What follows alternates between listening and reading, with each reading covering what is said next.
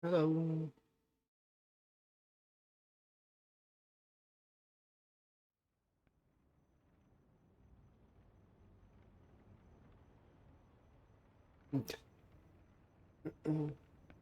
Okay, let's get started.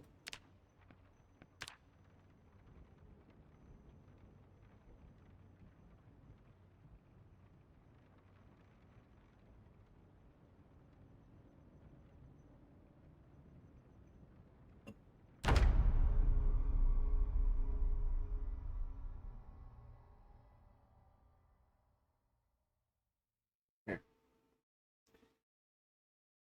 Okay, so hopefully we will get some stuff done today before I have to go to D&D. So that's the plan anyways. I have D&D in roughly 5 to 6 hours. So, that's enough time to do a stream.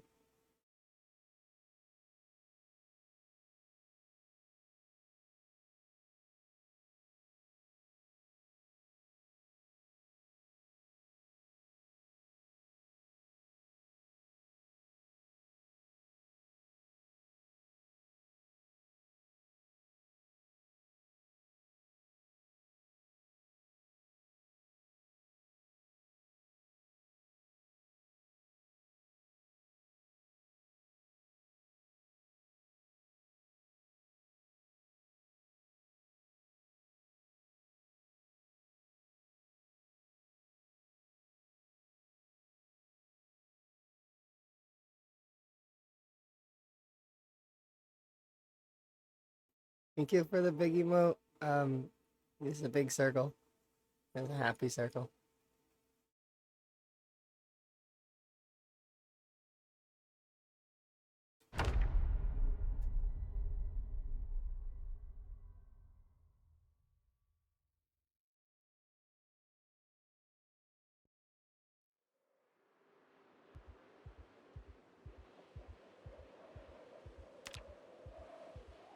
It's like a frog? Okay. I mean, it kind of looks like a frog.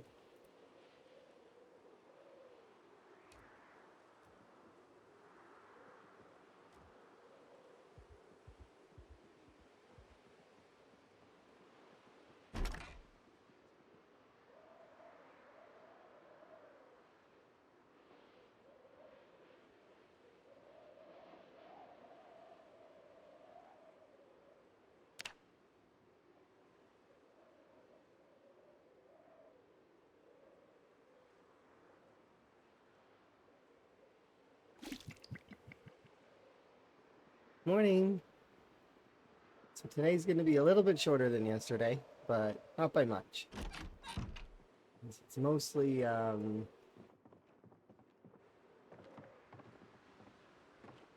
because I do have D&D later, so we're gonna play D&D. So that's gonna be fun. I can't wait.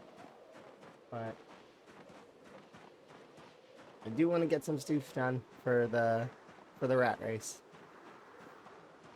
Yeah, I'm looking forward to it because my character is funny, and I'm looking forward to that part of it as well. Funny character.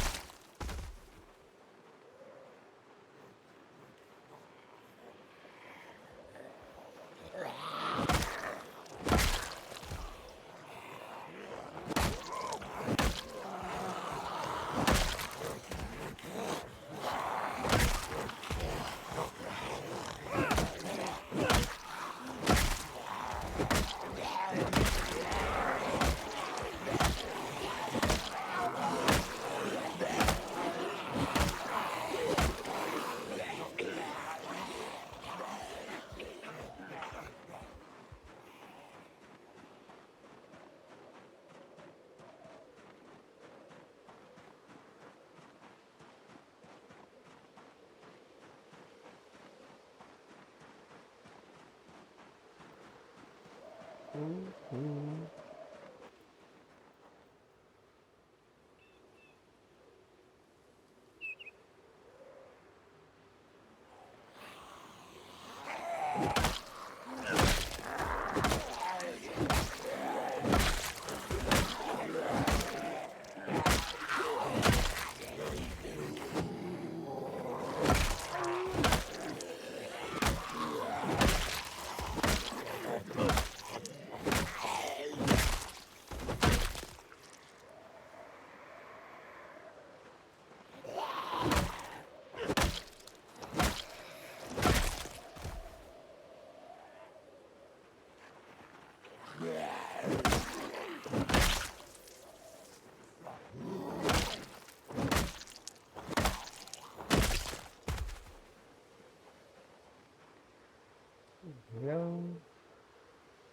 Yeah, morning though. Morning's doing good. I've got new stuff that I gotta go and look at later, which is gonna be fun.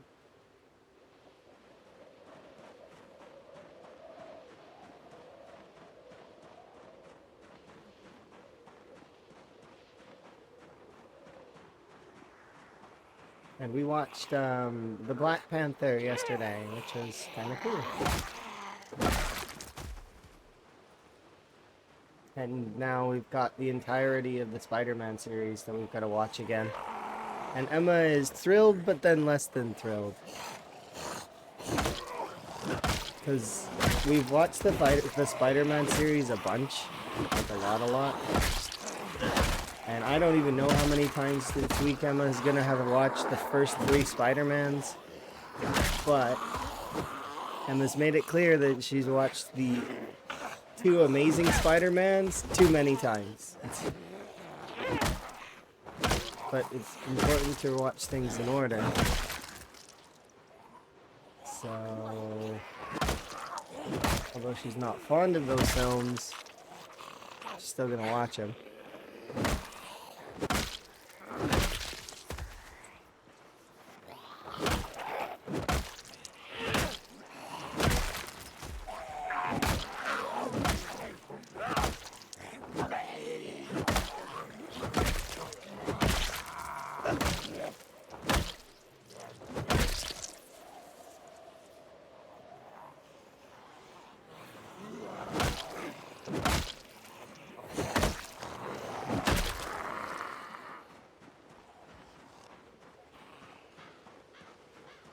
I figure we probably can at least push maybe close to 7,000 today. Which would be not too bad.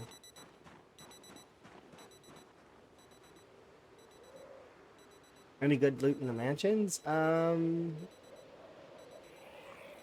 really. I was hoping to find a generator, but unfortunately no such luck.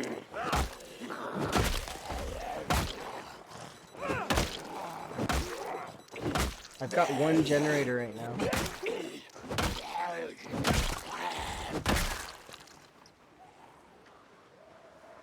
And it's not here. But perhaps there's still a lot of garages to look in. So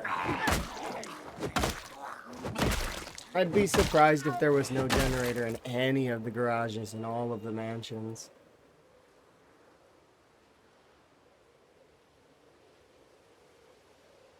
We need to make sure we have at least 3. Because we need 1 for the outpost, we need 1 for the gas station, and 1 for our main base.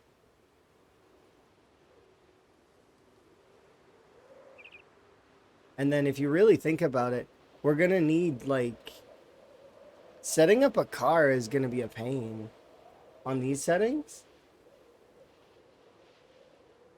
So having a spare car, or in our case, we're going to need like 12 spare cars.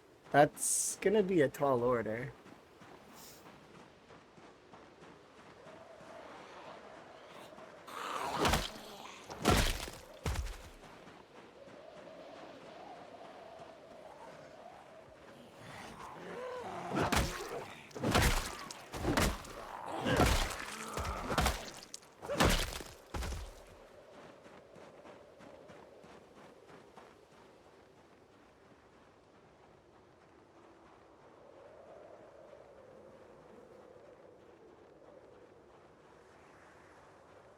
course, more than likely each of the towns has at least one.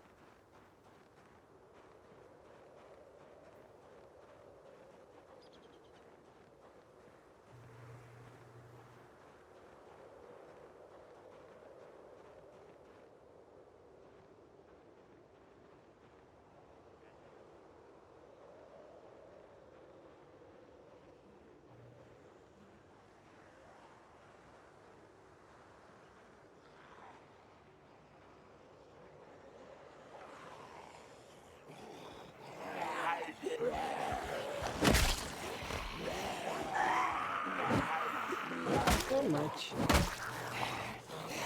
Getting some killing done before I gotta go to D&D today.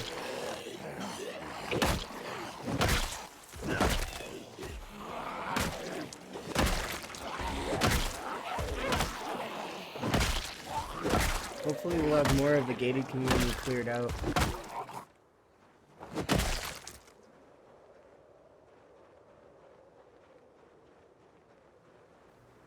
But yeah, we have managed to loot a little bit of the mansions. Like, I've gone in most of these garages. The thing is though, I won't go downstairs, and I won't go into too many of the upstairs until later. Because it's too dangerous to do so. Um, I could have too many zombies wander in behind me, and if they cover the stairs, then I have to jump out a window. And if I jump out a window and I break something, that's going to be annoying to deal with. I mean, I can deal with a broken bone, but it's not preferred.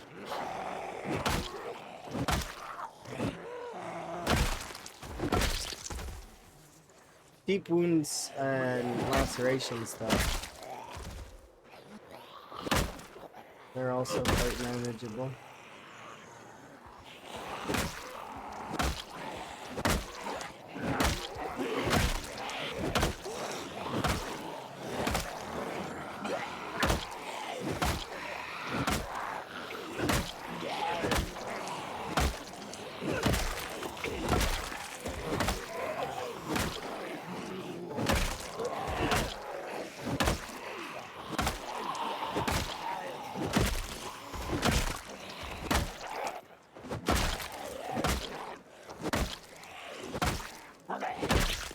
But yeah, there is definitely at least, there's quite a lot in that backyard.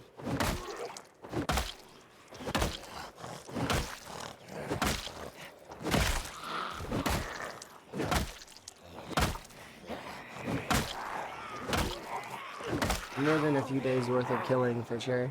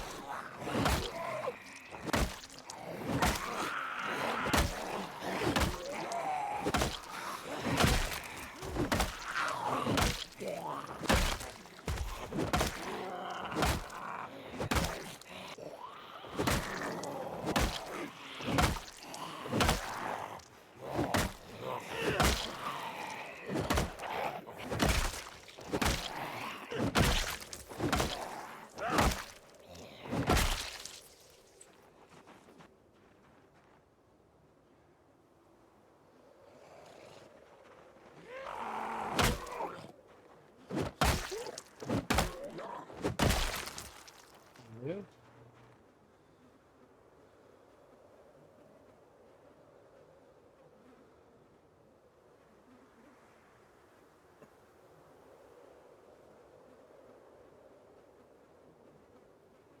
Going to take a little bit to get that yard clear.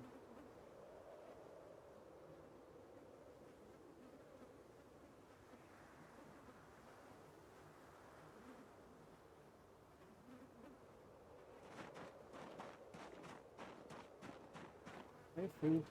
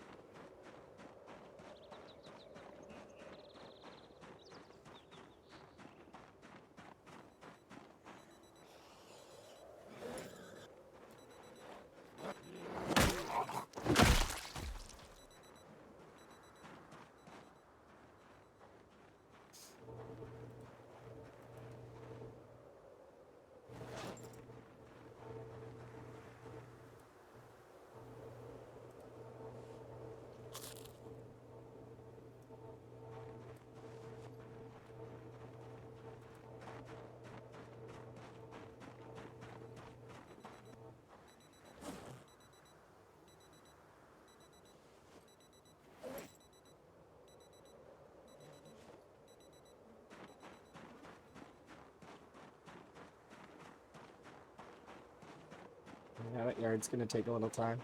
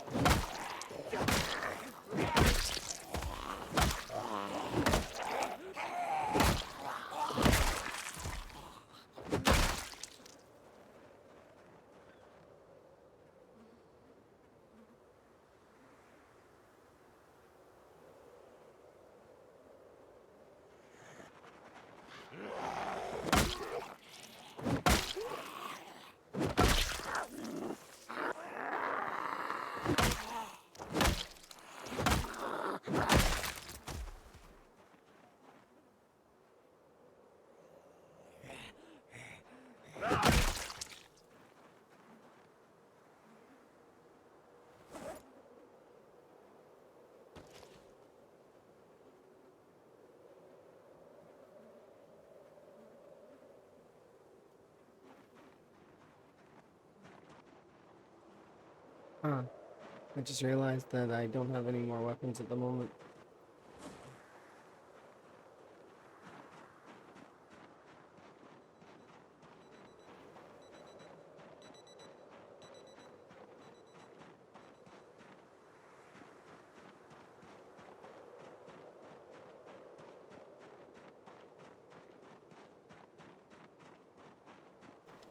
Hopefully we can go get some branches.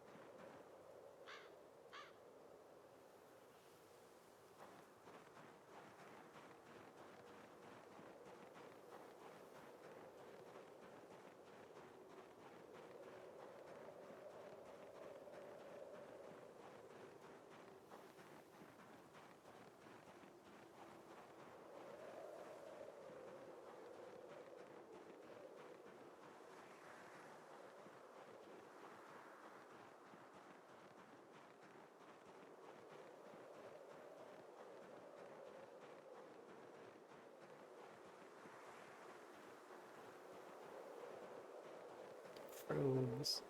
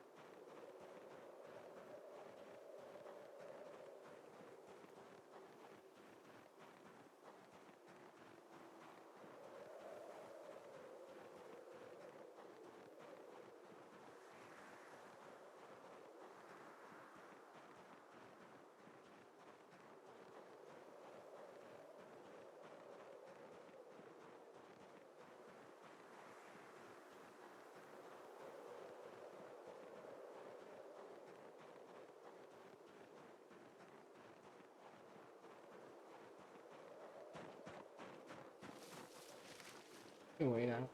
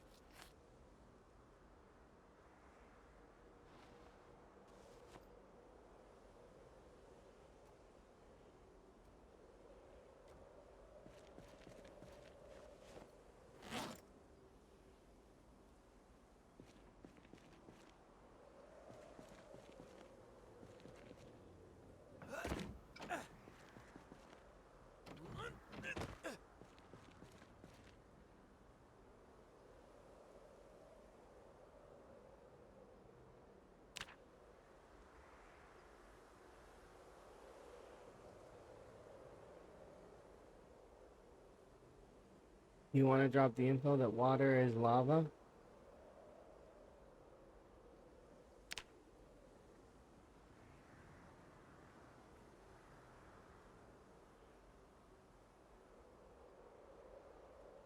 Okay.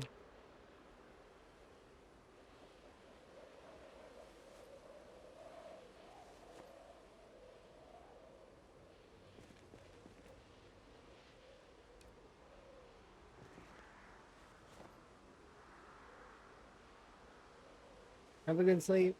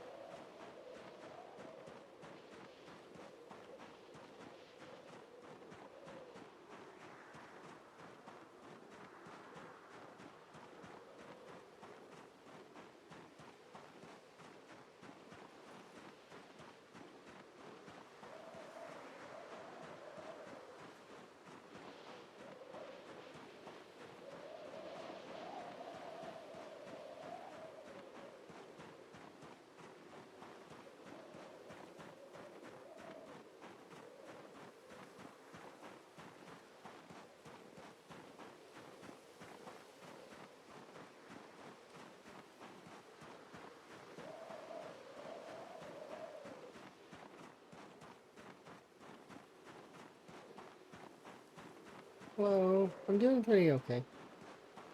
I'm looking forward to D&D later.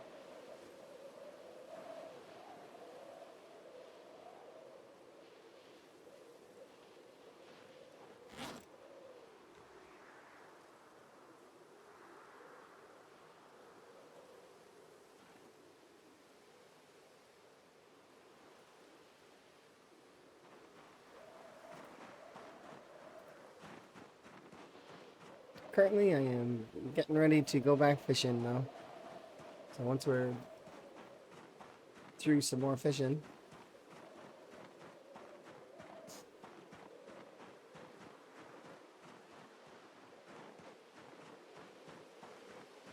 we'll get back over to the gated community and continue clearing out that one backyard.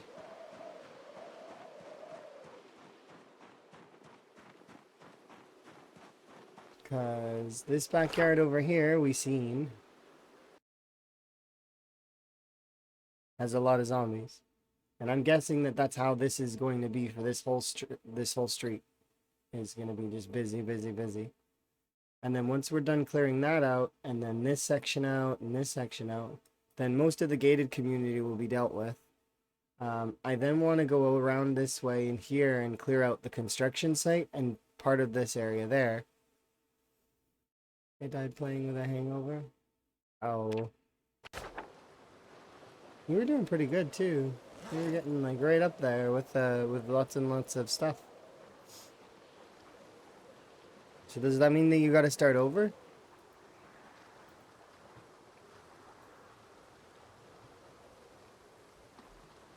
I hope I'm feeling better. I'm feeling a little better, Twist. But I have D&D today later as well, so I'm going to be busy. But that said, I'm mostly good.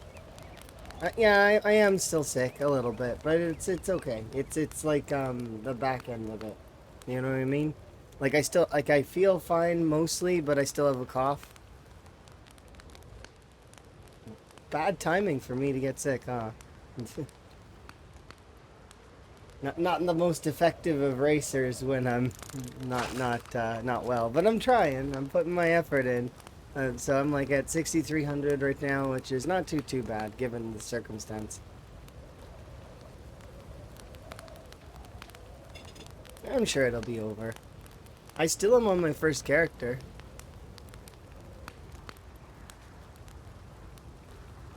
It's been annoying. Nobody likes to get sick.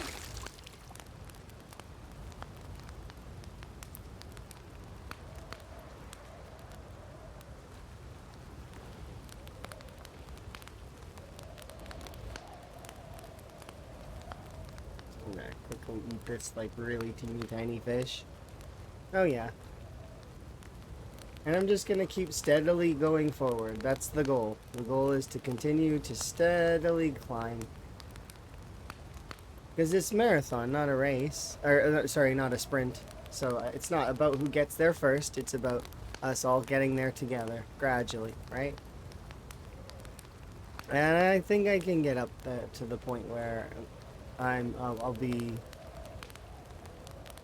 I don't know if I can... I can't make the podium, because the three people on the podium are ridiculous. That's not gonna happen.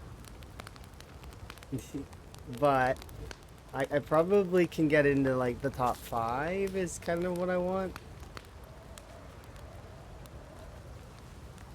Yeah.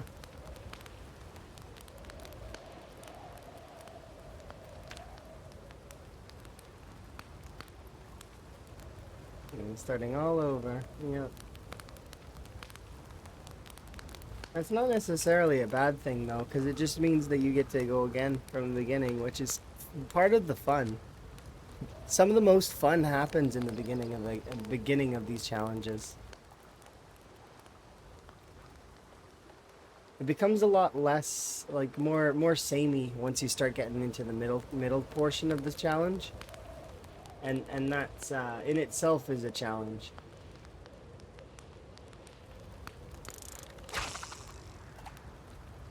Is the Apocalypse playstyle for beginners? I would say that it's the starting mode. I wouldn't say it's for beginners per se, but because I would say Builder is for beginners.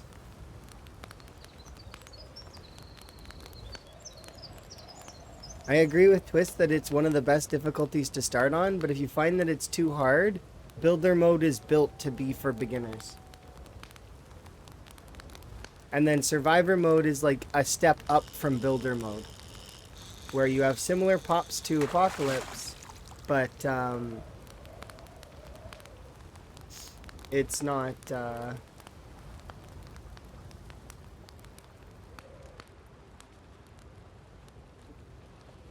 You get to start with like a bag, and it gives you a couple of things. Also, it gives you multi-hit, which doesn't work quite the same way it used to in Build 41. I went and tried the multi-hit because folks said it was different, and most of the small weapons don't multi-hit anymore. It's just bigger weapons. They've nerfed multi-hit.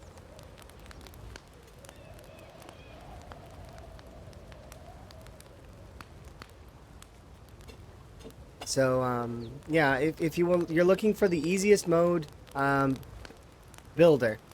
If you're looking for a slightly harder mode, Survivor. And then if you're looking for the game's normal, like normal mode, that would be Apocalypse. And then if you're looking for something that's a little bit harder, CDDA or A Very Bad Day in the challenge section would be considered, in my opinion, hard difficulty for the game. And then from there, it's custom sandbox.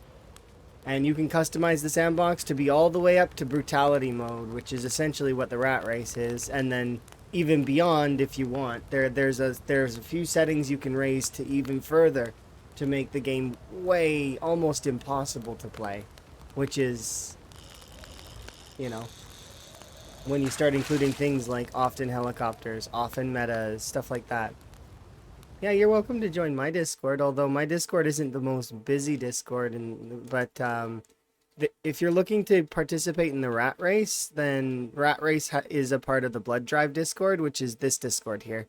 So there's two Discords. There's my own, and then there's the blood drive Discord.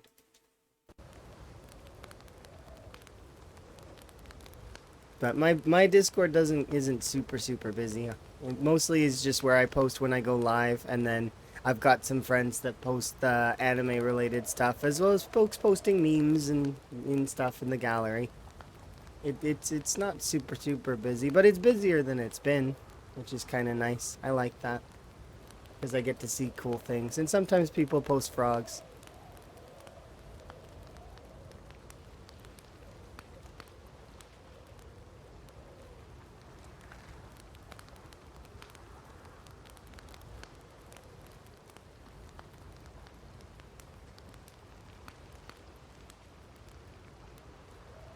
Just because you're new doesn't mean you shouldn't participate in Rat Race.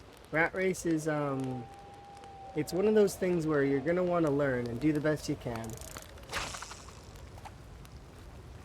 Yeah, but, like, I mean, that's fine.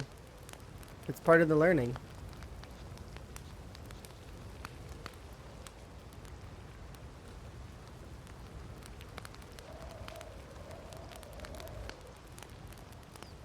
And you'd get there. You would get there eventually.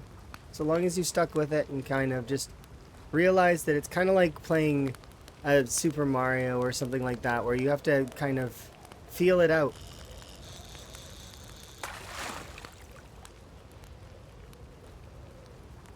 Started the rat race as a first-time Zomboid player. And how are they faring? Are they enjoying? I hope they're having fun. Because that's the point of the rat race. The point of the rat race is to have a good time. And everybody can enjoy together. Of course. Not every rat race run needs to be streamed, but unless they want to go for the prize. Which, is fun. They're really enjoying it. That's good. There's a handful of other folks that I know of that are doing the rat race that are also not streaming it. And that's fine. There's nothing wrong with that.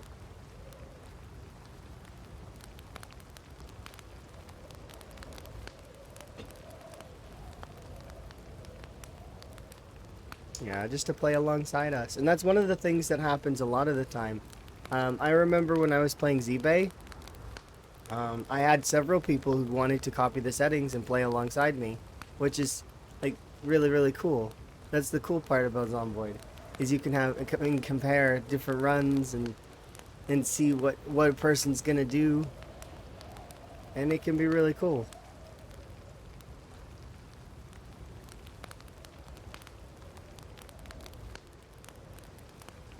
Yeah, it's definitely nice to see so many people involved and so many people having a good time, and then being able to tell their story. Be like, hey, I found this, or hey, look at this.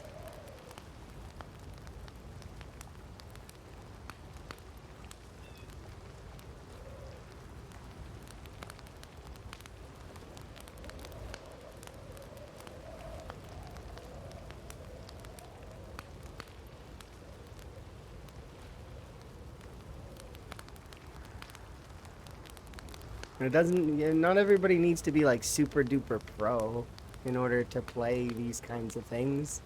It's silly to do that. That would gate it. And that's one of the things that's why I'm glad that it's not set to be like, because if we had turned on often helis and often metas, there's a handful of us that can survive on those settings. There really are. But majority of the community wouldn't be able to play because it's difficult to play on those settings and survive because you have to know how to cycle your zombies, and you have to kind of know positioning, and there's a lot more that goes into a game like that. So I'm kind of glad that we stuck with these settings and didn't scale them to higher settings, because had we have done that, it would have been a lot of the same of what we've done before, and then also consistently killing on similar roads. So it for the folks that were able to do it, we would be on the same road over and over and over again, same road, until, you know, we're done clearing an area, and then we move on to the next one. So it ends up being kind of boring almost. Because I've done those. I've been there already. So.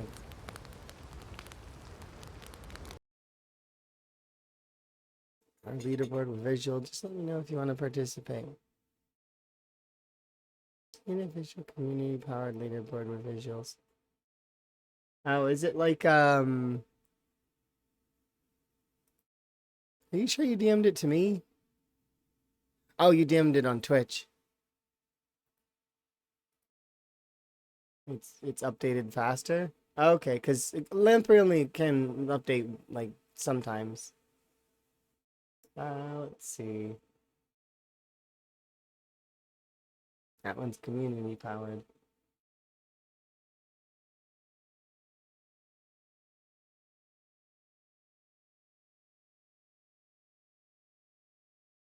Let's see. This one.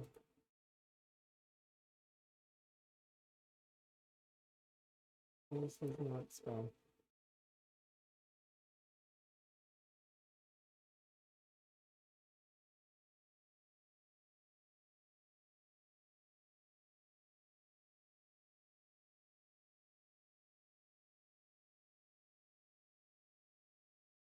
The first one who reaches 50K.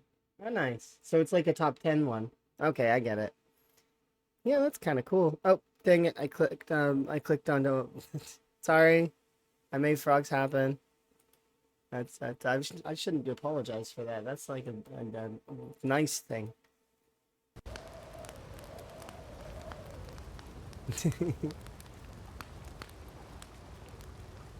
That's cool though. I like that.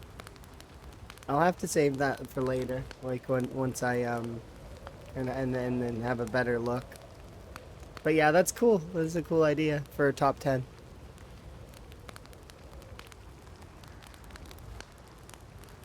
Is it gonna be updated to further than that, or are we going to just do top 10?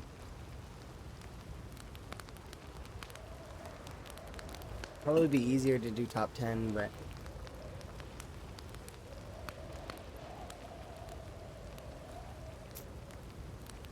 That's fair, because it's got all the graphs I seen. But yeah, that's cool.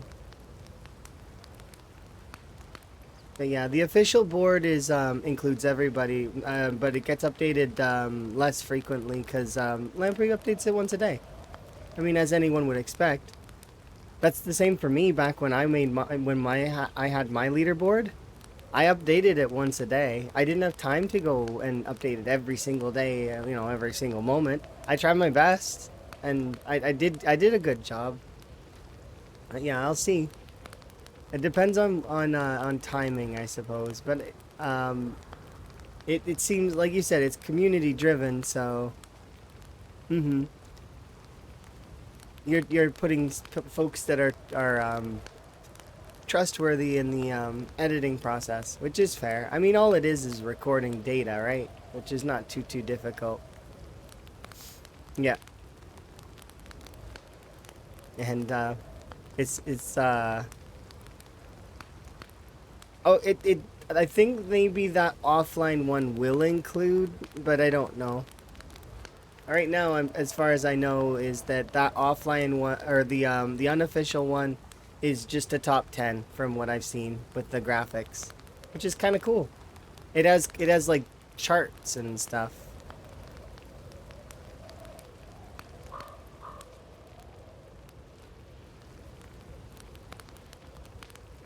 But yeah, I'll have a better look of it later. Probably after D&D. I've got lots to sort of search and look at.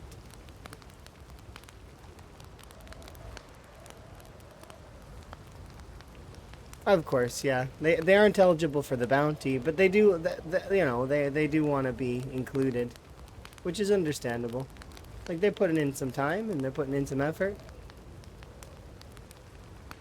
That's same for my scoreboard was my scoreboard included runs that were offline. It was supposed to be a historical thing, like keeping our runs and our personal bests. So like even if folks didn't stream, all that the only difference would be is that their run would get a little asterisk next to it. That's all. They'd still get to be included.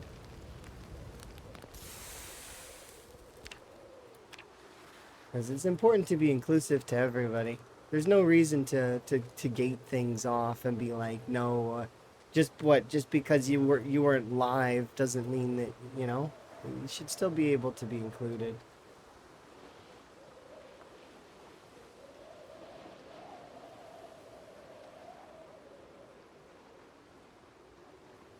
But I do agree that the prize can't go to somebody who's caught an offline run, because that's not fair to the folks that are, Plus, it's one of the rules, right?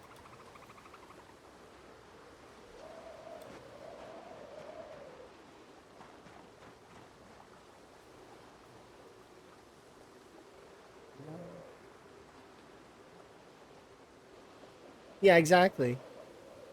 Well, I still have my leaderboard. If folks want to have a look at it, scoreboard, I think. Yeah, it's still there. Yeah, and Kurumi Periwinkle's run was not streamed, but still gets to be included as one of the best runs in PZ.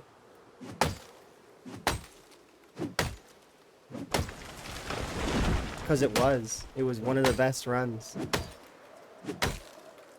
And that character is one of the characters I include in my perfect characters list.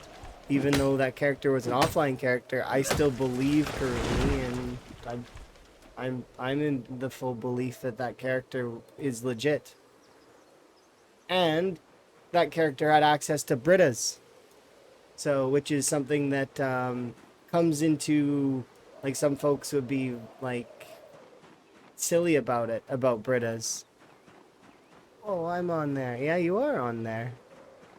The it's a hobby of it was a hobby of mine to collect runs. So, like, I mean, and if anything is ever wrong on there, I asked for folks to correct me. But yeah, I had a bunch of folks on there.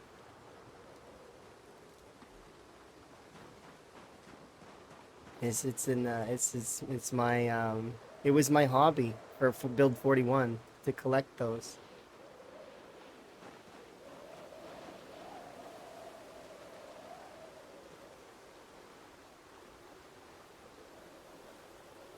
And it was fun. It was a fun hobby.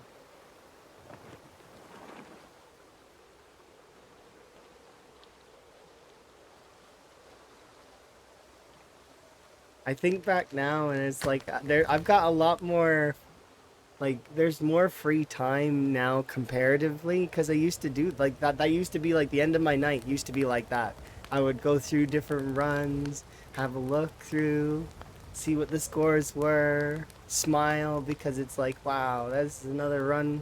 It's going pretty good. Yeah.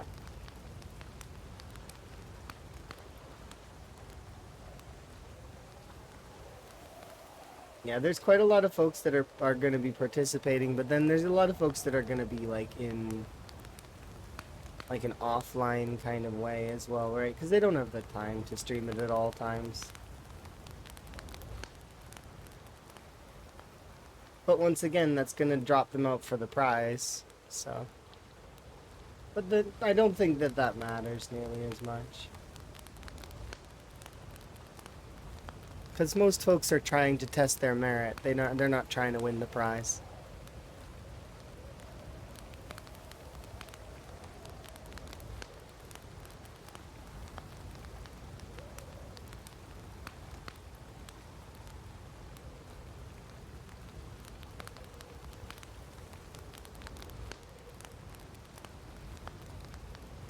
Good times making that thing.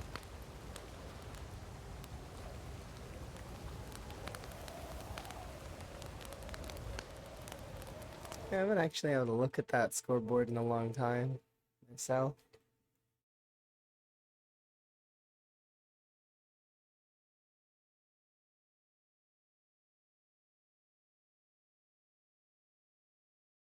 The best part is remembering when I recorded these numbers and like actually seeing the runs at those stages, and then remembering how those runs reached their ends, their stories' conclusions. It's like it's PZ history. That's what it is.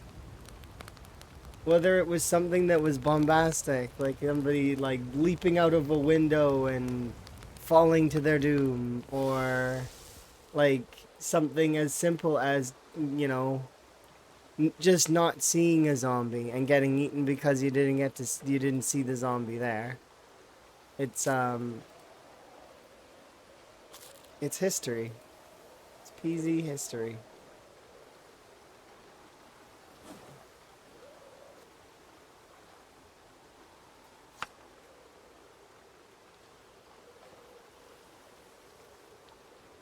You won't be able to play Zomboid for a week. That's okay. You get to see Molly and like wave at Molly for everyone. That's awesome. And you two are like best friends. At least that's from my perspective. That's what I see. Is you two are best friends. That's how it's always been. I've always seen you two as a duo.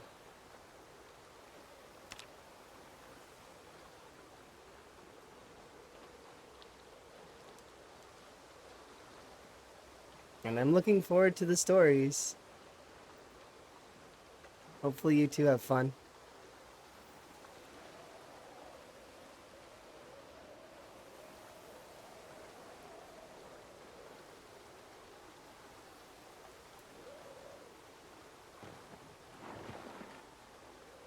It's a Zomboid LAN party. I mean, it could be.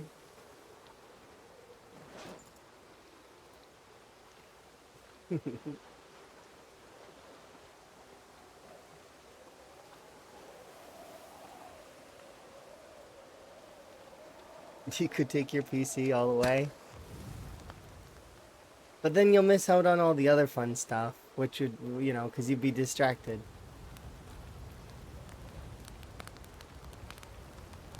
Because I'm sure the weather there is probably a lot better than in England or in Britain. Usually it's overcast, isn't it? I remember. Only been there like once. And it was rainy.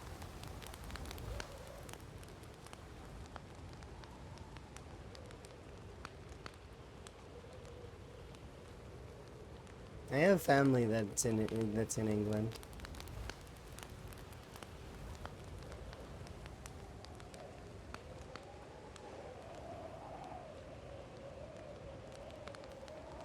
Oh, thank God. I, if there's anything I could complain about more, it's dog bane hemp. Like, and I am glad that they're gonna fix that. Cause like I said before, you can't gate that. It is part of the like calorie gains, is as well as it ties together all the weapons. If you think about it, there's a large amount of weapons that you can't really use because twine is the gate. So as much as twine is like, yeah, I get it. They want to make it a little bit more rare, but they can't make it that rare. It's got to be accessible. I'll put it like this. I'm 7 months in and I still don't have 20 dog bane. I'm close, and if I were to hyper focus it, I probably could find all 20 dog bane. But the thing is with the amount of foraging I've done, there's no reason I shouldn't have enough to make twine. I feel like twine's recipe's a little bit expensive.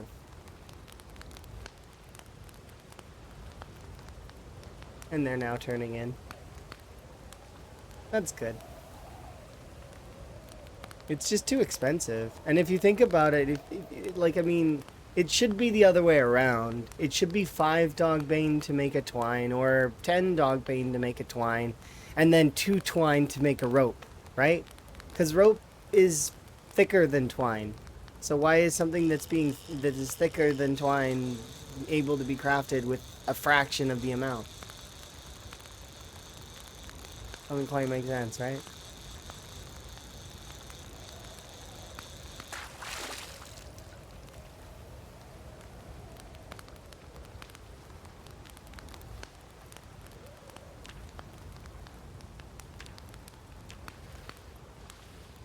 No, no, you can't post patch notes, but I believe you, Twist. It makes sense.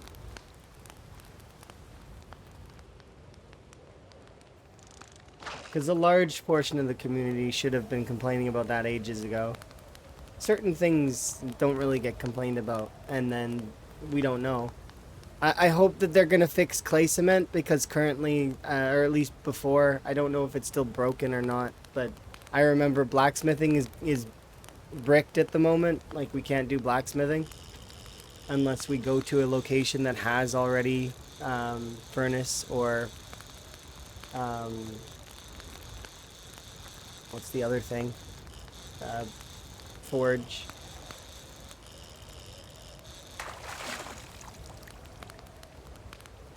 But yeah, there's a lot of things that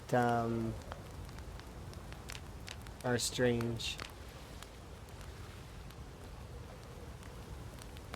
You're gonna force yourself to go slower? That's good.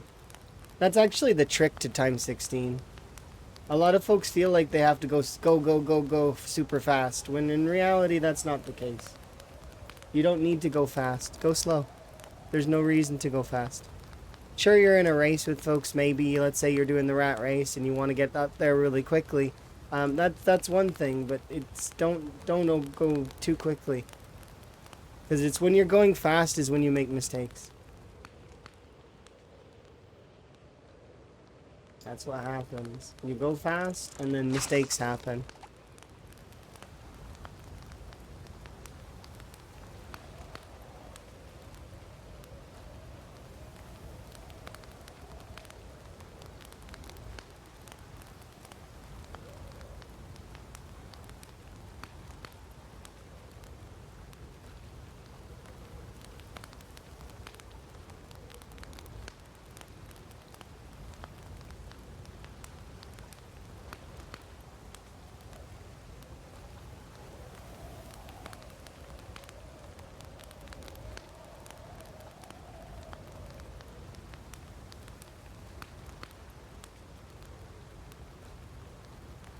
Yeah, no one's pressuring me to go fast. There's no need to go fast.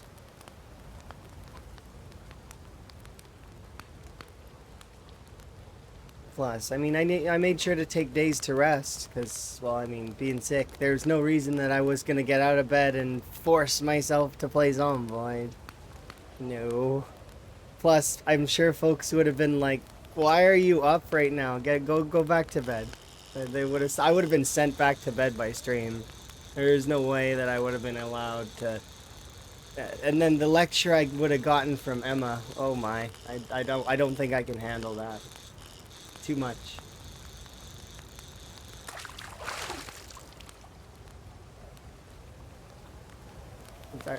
It's hard to go slow after watching Twist. I mean, Twist goes fast because, well, that's Twist's favorite way to play.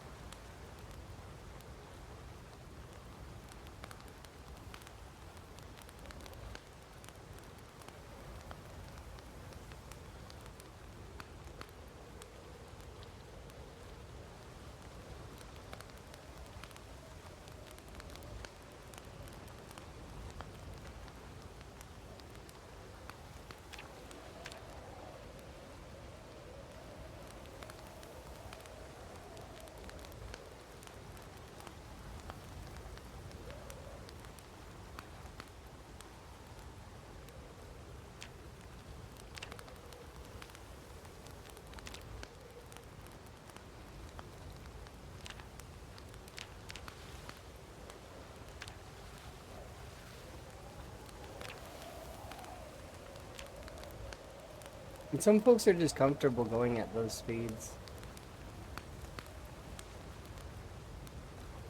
Like Shivas too. Shivas is really fast.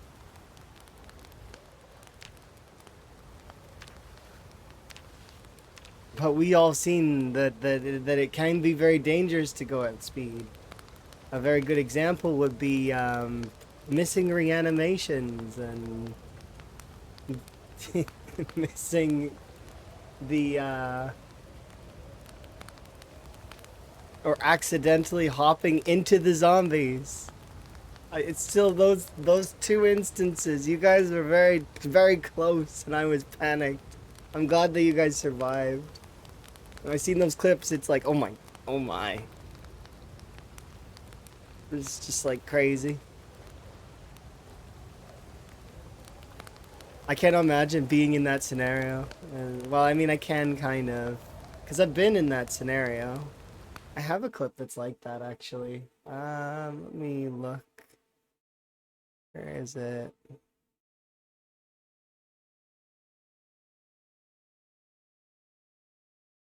But I wasn't going super fast.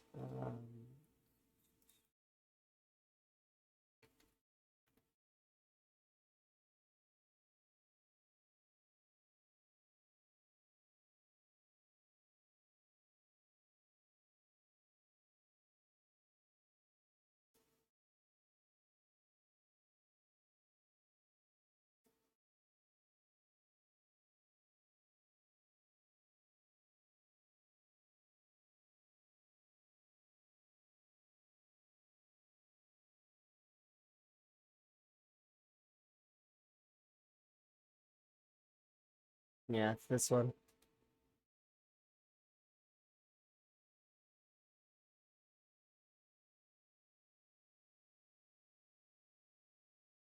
That one.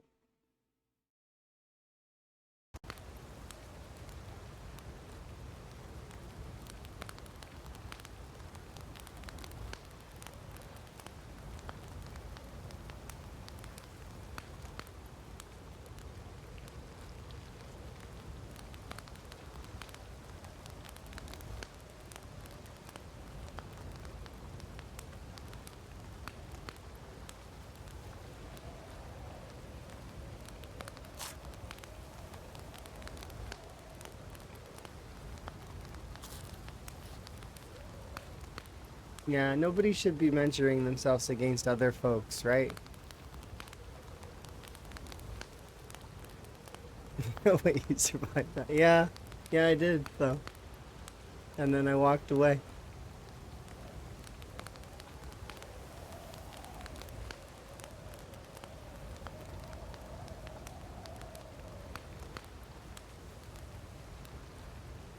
Yeah, we're not in it to compare to each other, right? It's more for fun than for than trying to compare. It's fun to compare scores a little bit and do a little bit of that stuff because it's competitive, right? It can drive you forward. That said, though, yeah, it's going against yourself is the big one.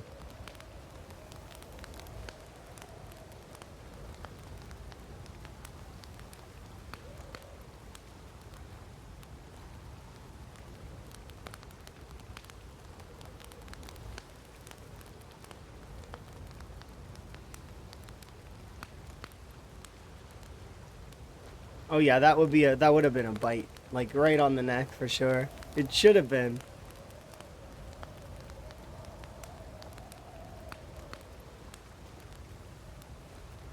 but sometimes it's not, and you can just thank your stars and be happy and move forward.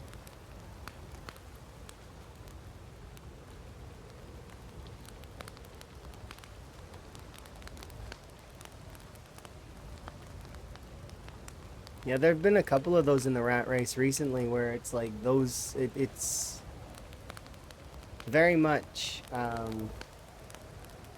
scenarios like that one, except it goes the other way. It goes the negative way.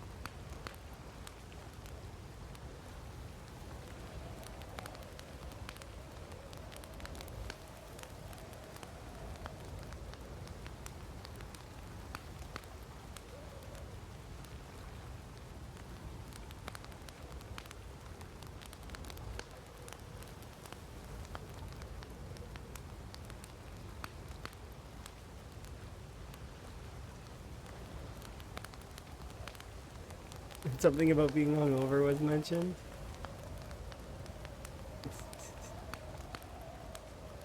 Is Twist talking about your recent death there? That sounds very familiar to me.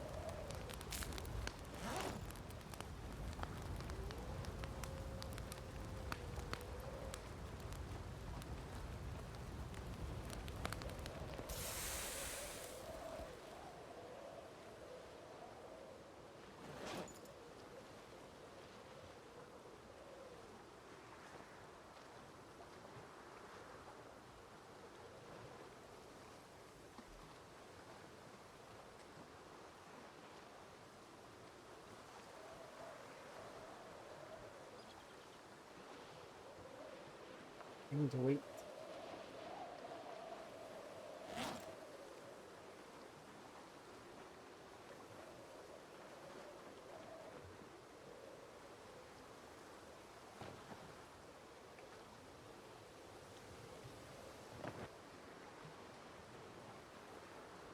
Okay, we'll wait patiently, and then we'll head out with all this food.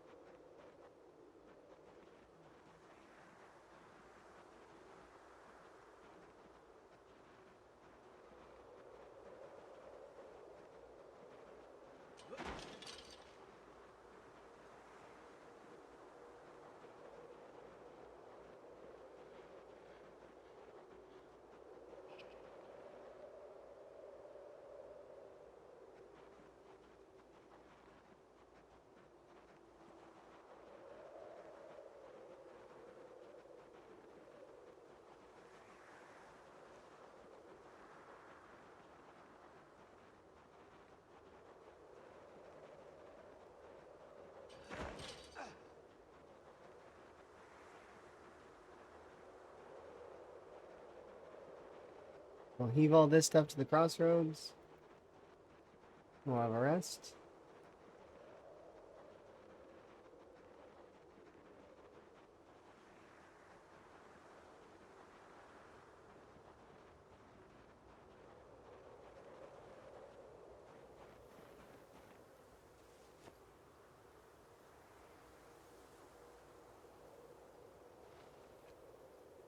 If I pick a color for myself, would it be orange, blue, red, green? Green's already taken, like lime. Well, I very frequently go with pink. The reason being is that I've had that color on Twitch for over 12 years, so yeah, it's like a softer pink. I like those colors. They're nice.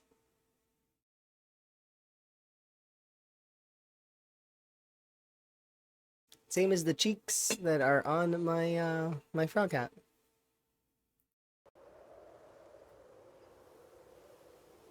Okay, I got you.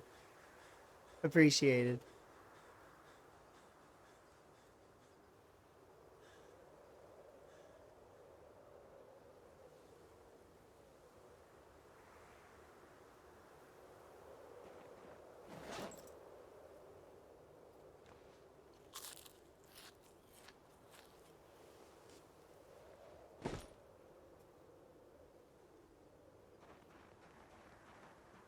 Hello.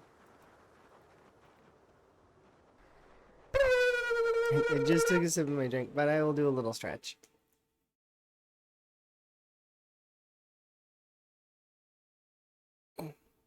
Okay.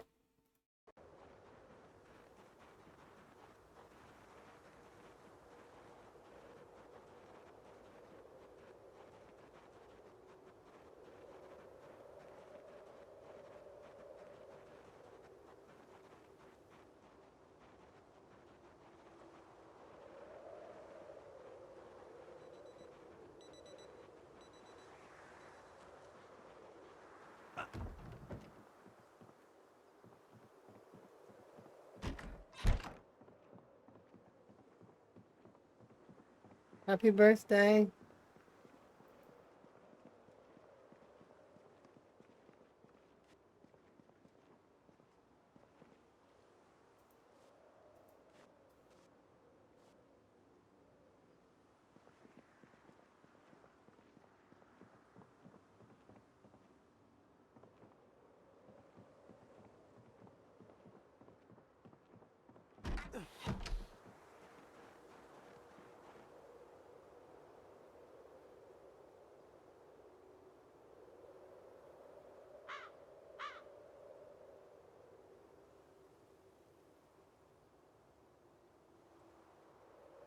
Pretty good.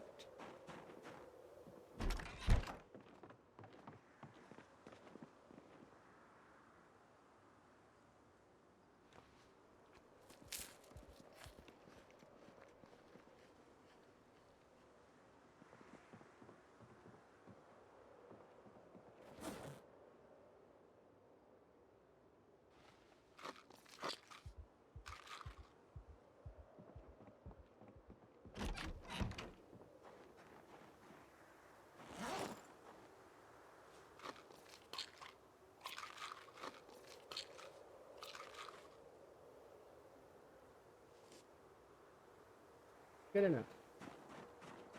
Just want to have enough energy to get through the remainder of the day.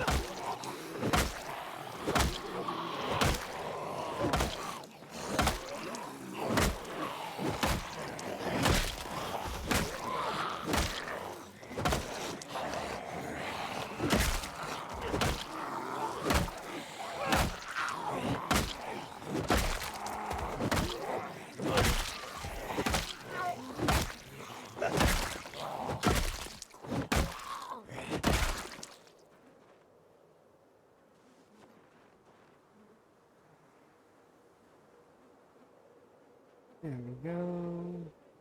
Progress is good.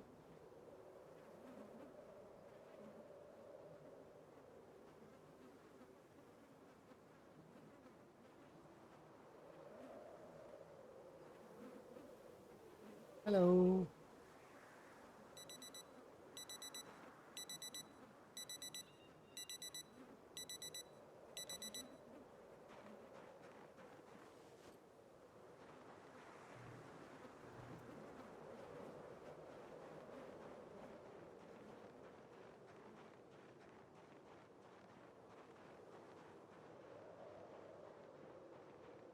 Do another poll, but I think it will be a bad call.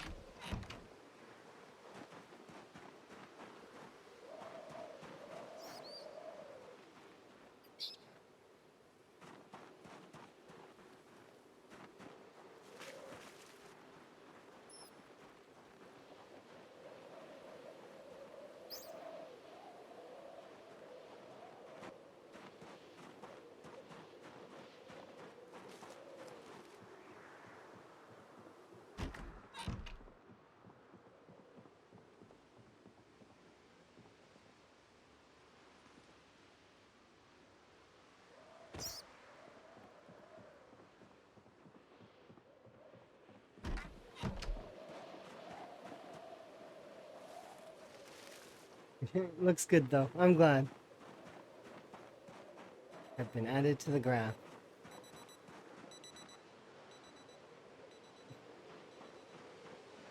Appreciate you, Twist.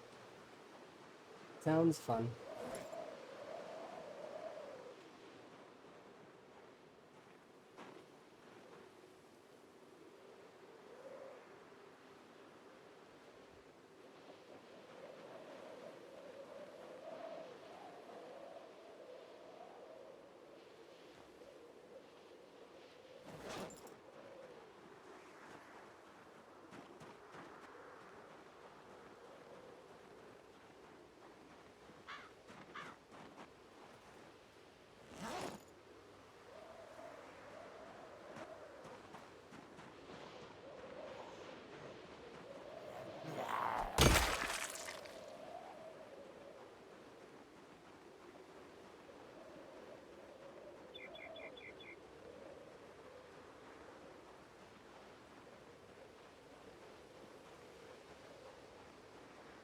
Have I heard Yoshi's voice slowed down?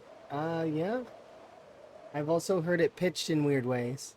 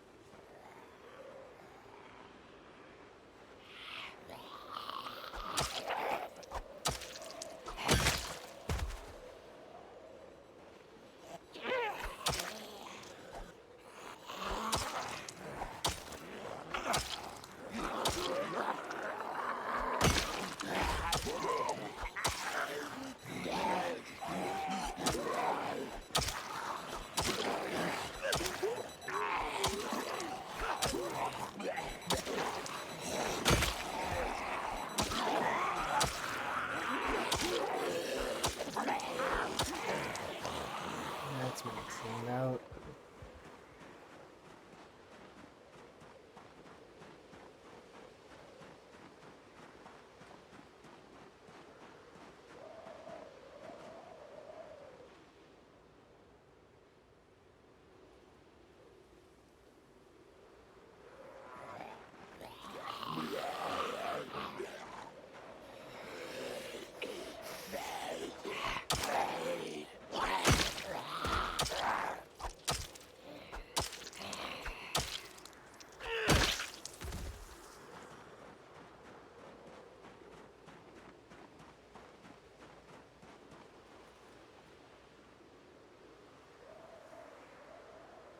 This is the 5th set of this fog, by the way.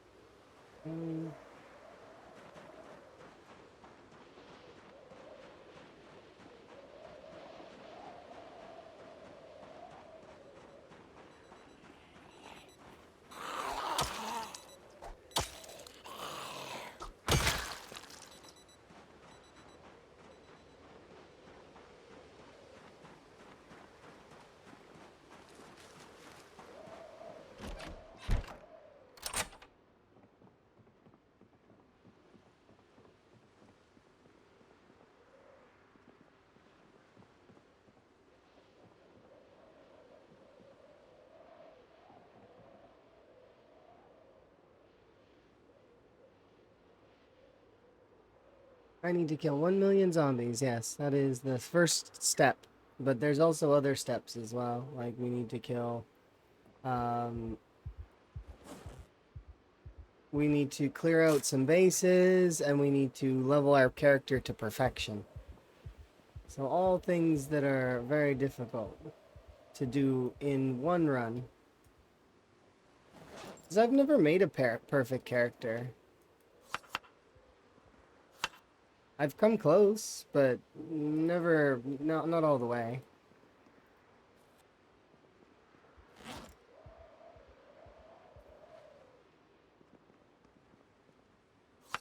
Perfection is a difficult task.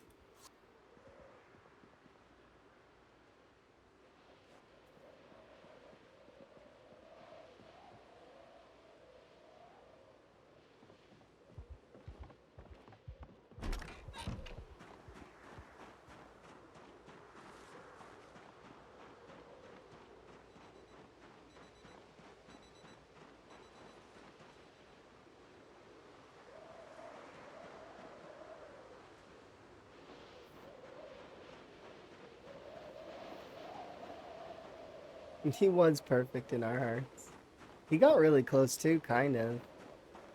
Not to full perfection, but he had quite a lot of skills that were leveled. A little bit more focus, and then we might have gotten a lot more of them up.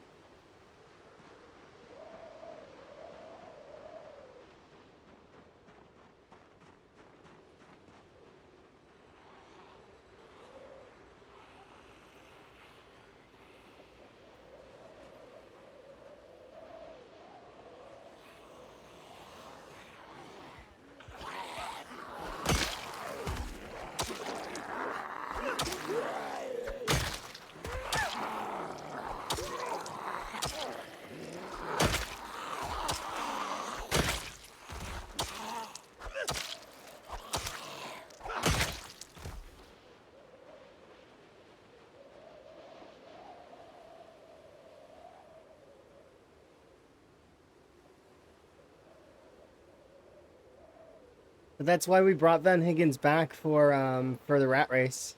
So Van Higgins has returned. His resurrection, kind of. He gets a second chance. That's why we brought him back. He gets a chance to do it again, but this time on harder settings. Yeah, so when I was picking my character in the very beginning, I was like, there were some choices I had, and my choices were, I could play as myself, which is something that I do quite frequently, or I could play as a random character. But I was like, no, you know what? Van Higgins got robbed on that scratch. I think we'll bring him back. So Van Higgins is here and doing the rat race.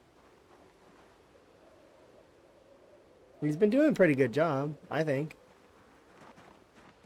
Right now I'm leveling a little bit on the axes. If I can get another level in axes, that would be rad. I don't have...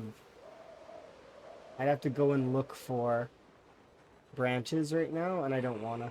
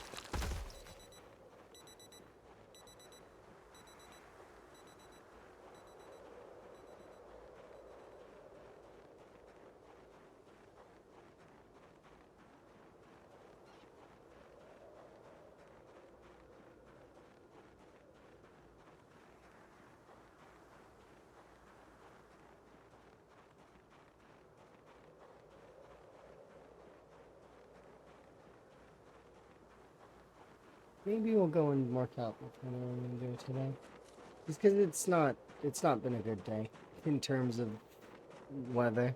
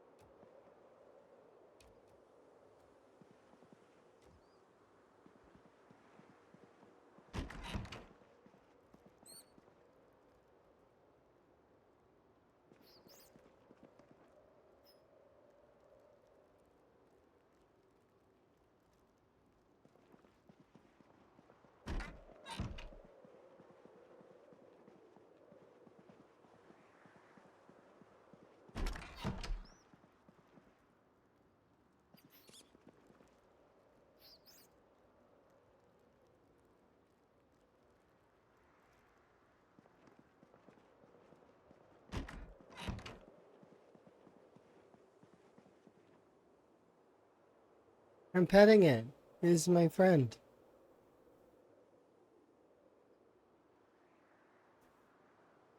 All in all the world, Lan is friends with this mouse.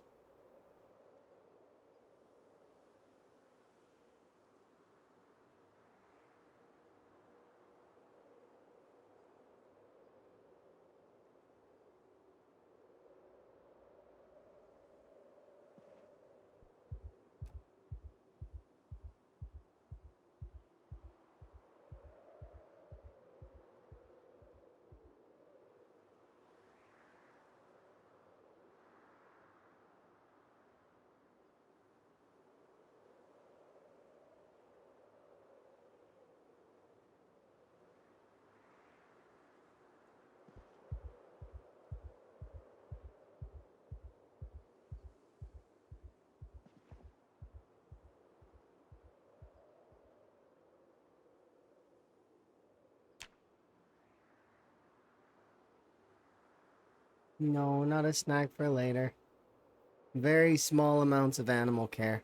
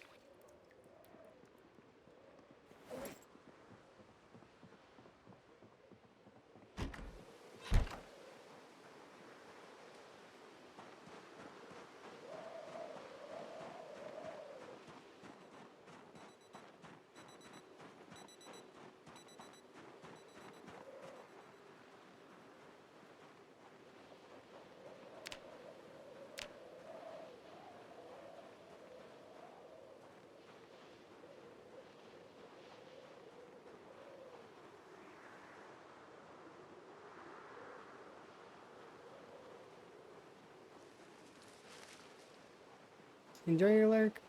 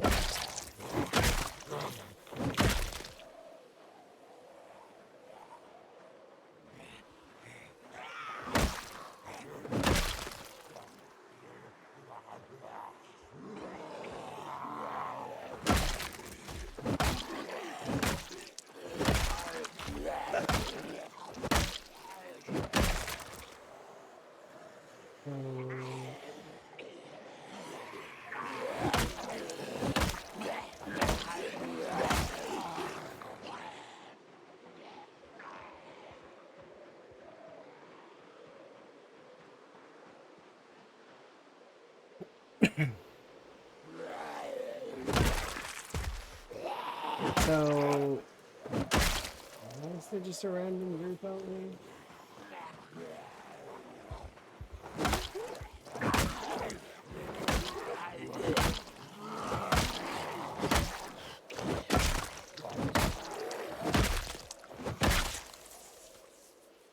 Random zones.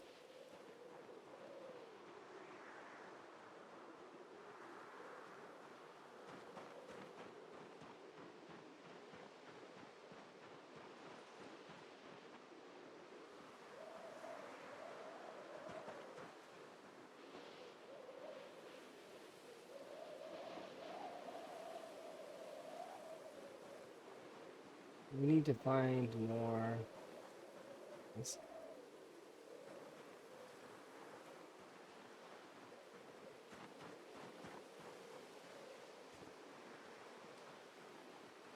More things.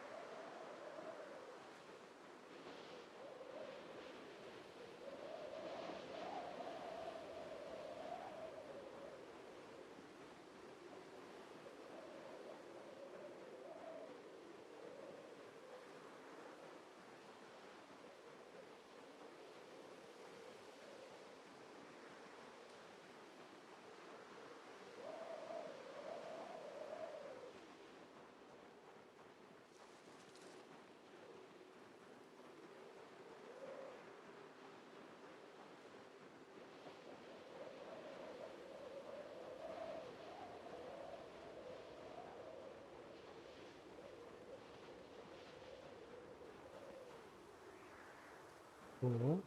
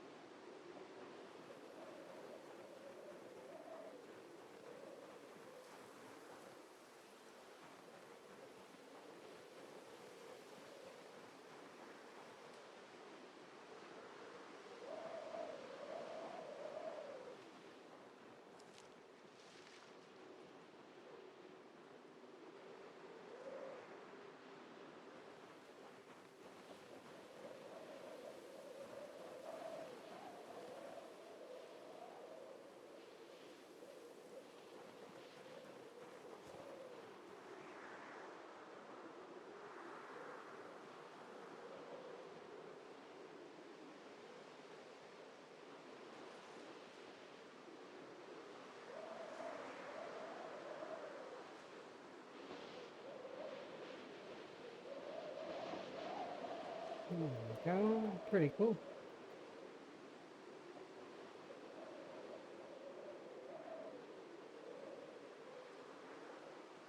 I just need to make my way back.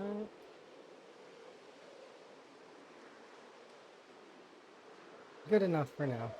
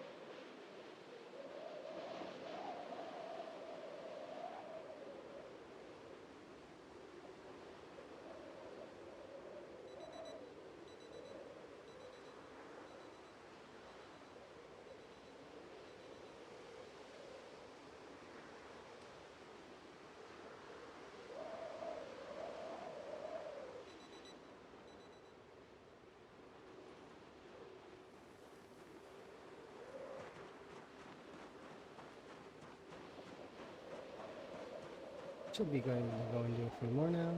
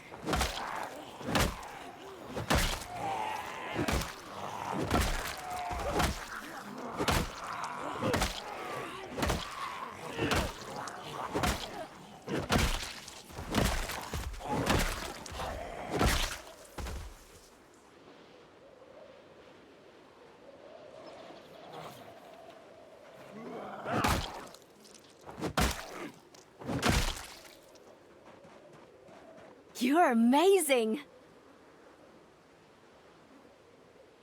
Hindi naman siya tao.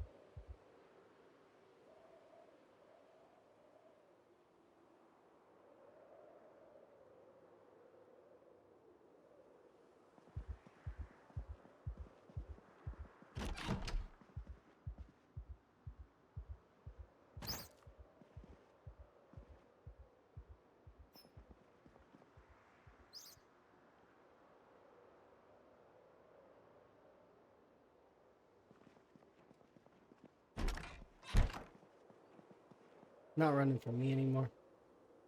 I don't think.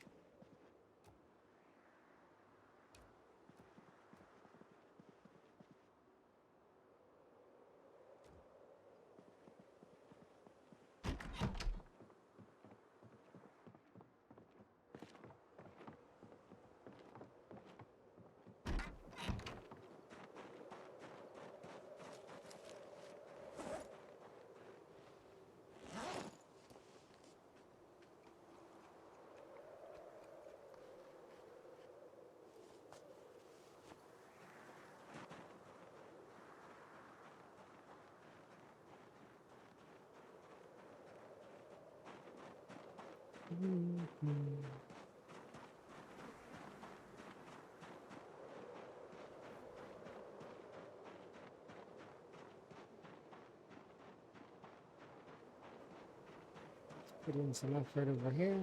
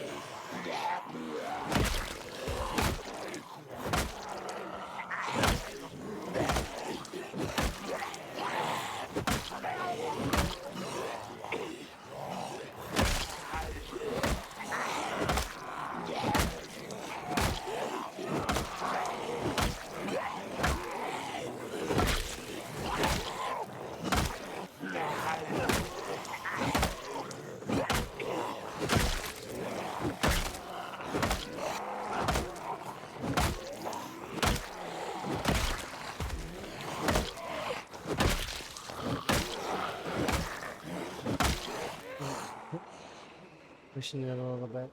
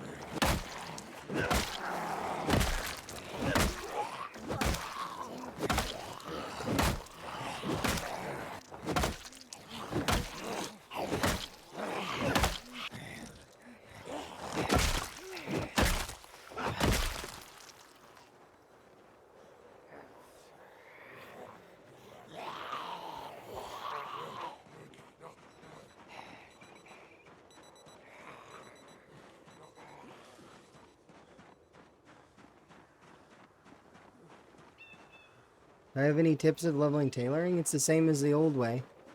Get to level 1, start building up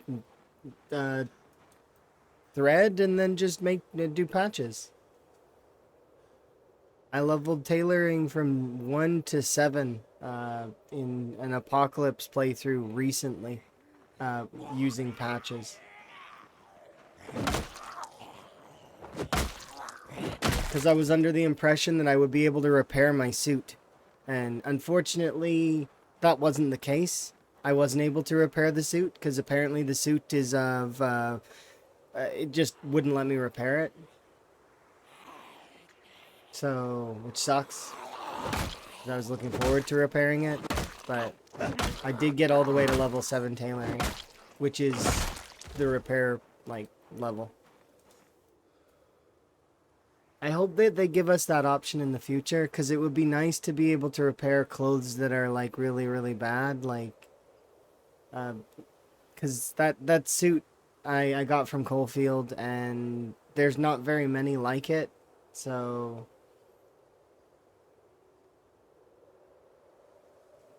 to be able to repair stuff like that, or the Spiffo costume, or stuff that you would be able to repair. You can repair bulletproof vests and stuff like that. That is something that is doable, but currently in Zomboid you cannot do that. Hello. But yeah, so I would level... If you're looking to level 1 tailoring, like you don't have any XP at all, get long skirts or skirts, jeans, and...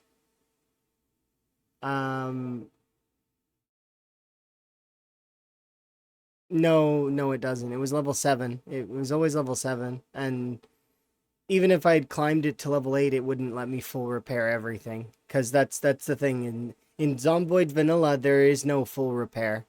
Like, you can't repair everything. Some things you just can't repair.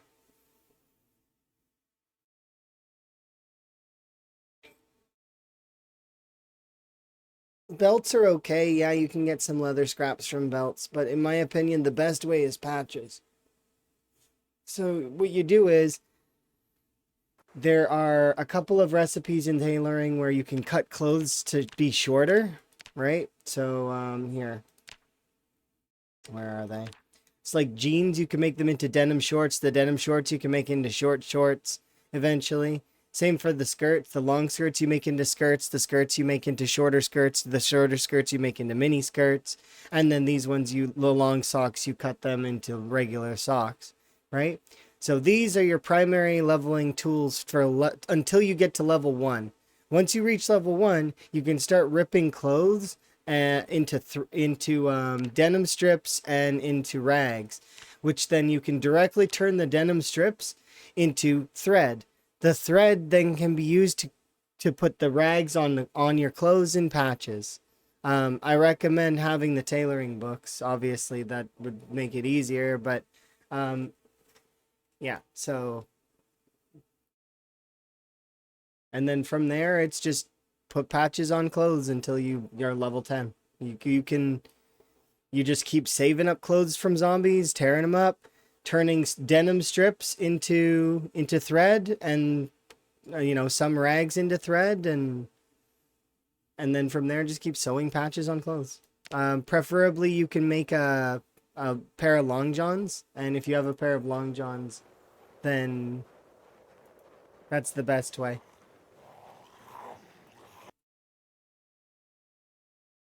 That's when you find extra leather.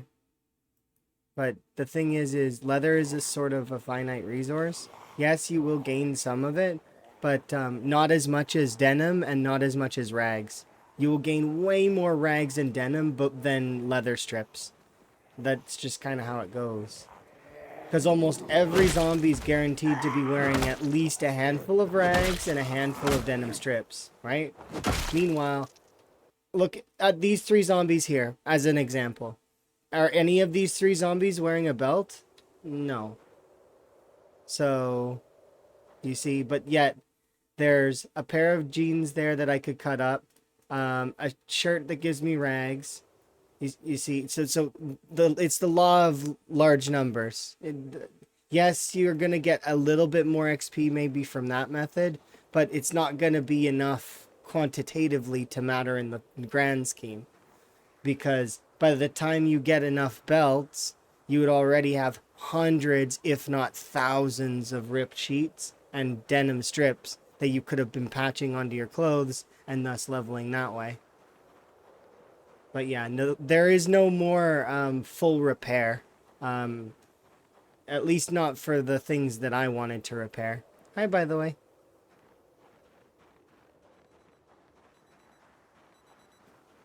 Because I wanted to repair those suits, and I couldn't. I tried.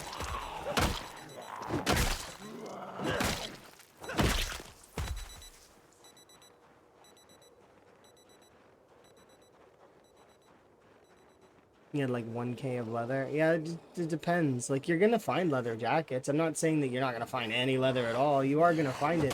But if you compare the amount of leather you find to the amount of rags and denim strips, it's like, did you pick up denim strips and rags? Probably not, right? You probably left those behind and kept all of the leather. If you had picked up those leather strips, or sorry, those denim strips and those rags, you would have easily had probably 6 to 7 thousand in comparison to the amount of leather that you got. Because even just let's go quantitatively on these ones here, right? Let's see. We've got this right here is already a tailoring skirt, so we've got that, right? It's another tailoring skirt right there. You got that. Right there, another set of rags. Another tailoring skirt. Like, so, see, denim strips. And then here, another tailoring skirt. Tank top. Right there.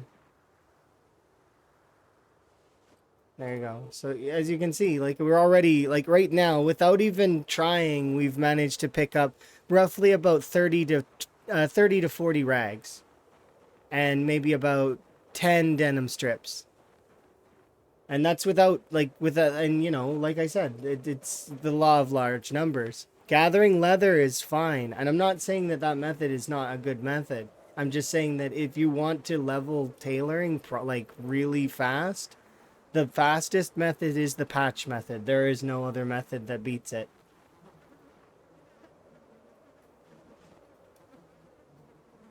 Like, it's just quantitatively you will find more. Like, see, there's our first leather jacket. But in the means of finding that leather jacket, we've gotten like close to 100 rags already. And this leather jacket on its own will only produce, like, let's even be generous and say it produces between 5 and 10 on its own. That's still 1/10 of the amount of rags we've produced, not counting the denim strips themselves, right? So, like, and yeah, you're gonna find belts, they're gonna happen, but look into all of these zombies here. Like, all of these zombies here, right? None of them are wearing belts. There's like a solid, what, maybe 20 zombies on the ground? Not a single one is wearing a belt.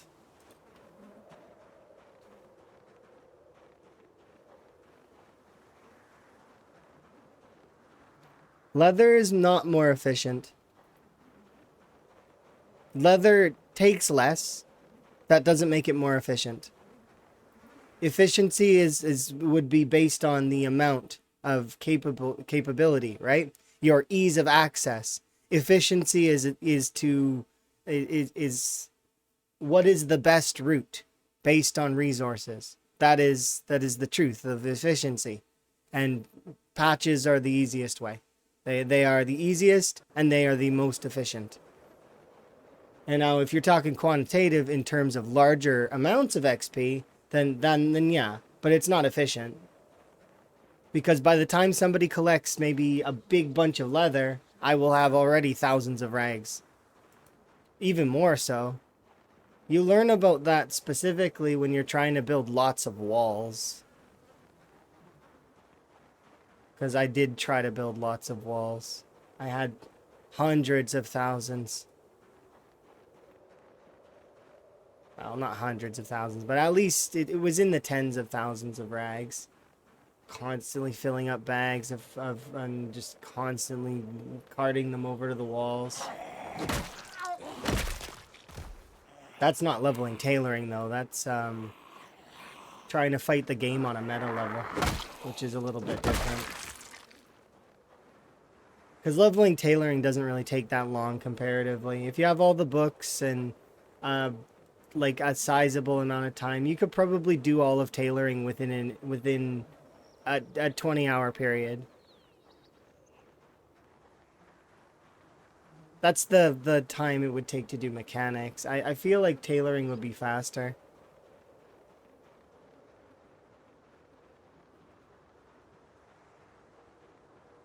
But yeah, leather is not more efficient because it's not as common.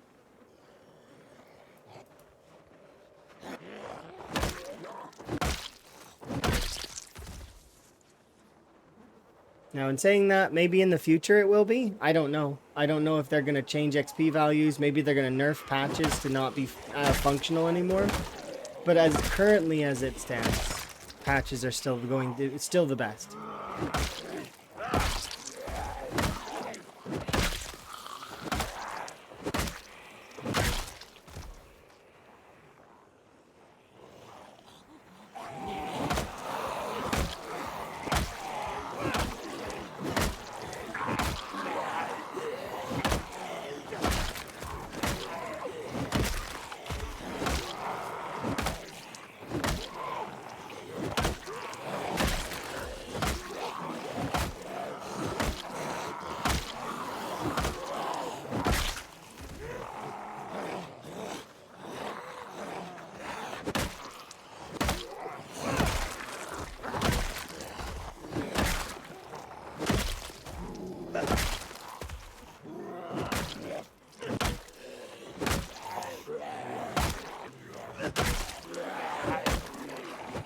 I'm curious if you like if you had a large amount of wool, if wool would end up being the best though, like in terms of totals.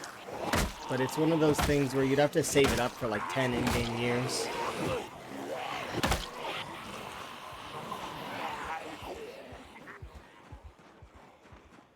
And then do the tailoring. Because wool takes way too long to make happen. Like, what was it? I was able to harvest my sheep a couple of times but like that was years. It was years in game to harvest the sheep's wool.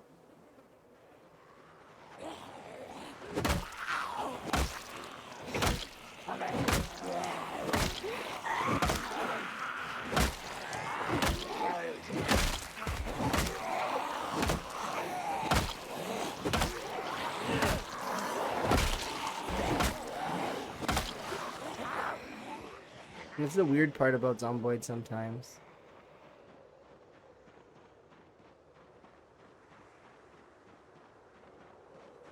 Yeah, like if you were doing, like, if we're gonna have, like, a sewing machine or something.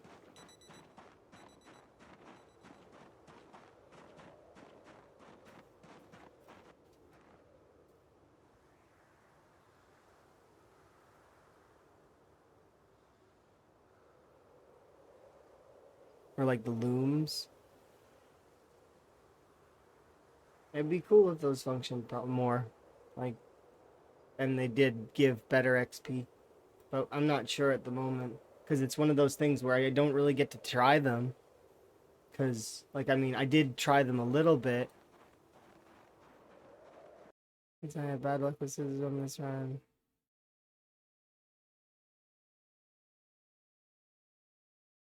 Kind of. Sacks are not terrible. I still feel like it's easier to do the cutting of the clothes. So like if you get like long skirts like this one, cutting this into a short into a mini skirt, not only does it yield you it gives you fresh rags, it also cleans the clothes and raises the clothes condition. So that when you rip it later, that it gives you more rags.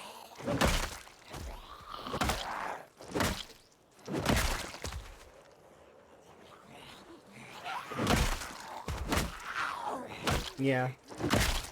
Same for the denim strips received from cutting jeans. It's the same thing. It cleans the clothes and it refreshes the condition of the...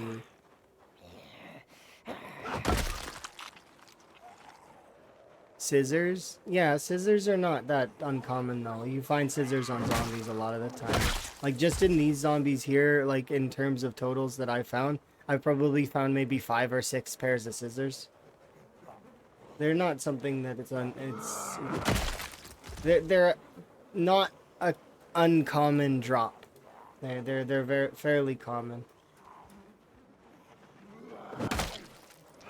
And you need them anyways.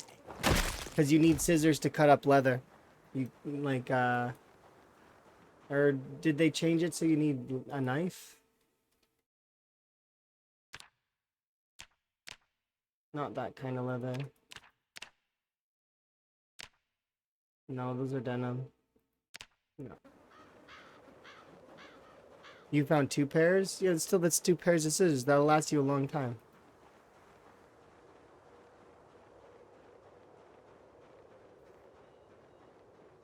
I'm pretty sure they changed it so you can cut stuff with a knife, but I don't know for sure. So, but still, scissors are it's not like you're not gonna find any. They're considered one of the common short-bladed stuck items. They're watered down in the pool slightly because of all of the new short blades, like the fillet knife, the paring knife, the hunting knife, the 2 different kinds of kitchen knives, and I'm pretty sure that the cleavers are still being counted in the short blade pool as spawn, even though they're no longer short blades.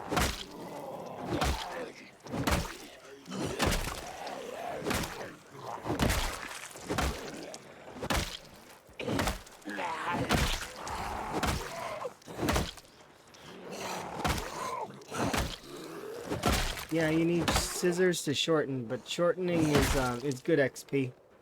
You also need a flat surface, but for most things you need flat surfaces. Or you might not though. I don't know. Leveling tailoring doesn't really matter at the end of the day anyways.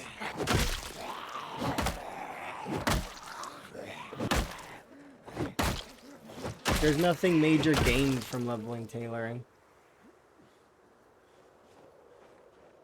The only thing that you get is at level 7 you can repair things.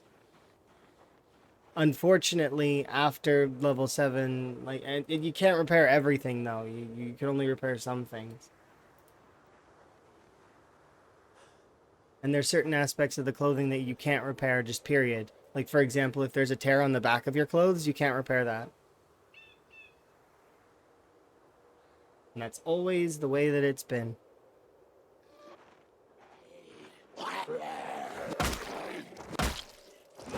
But maybe they'll fix it.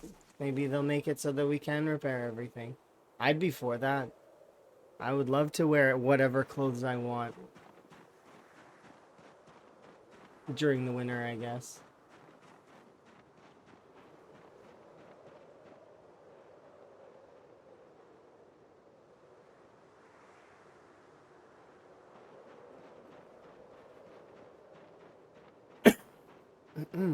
Sorry.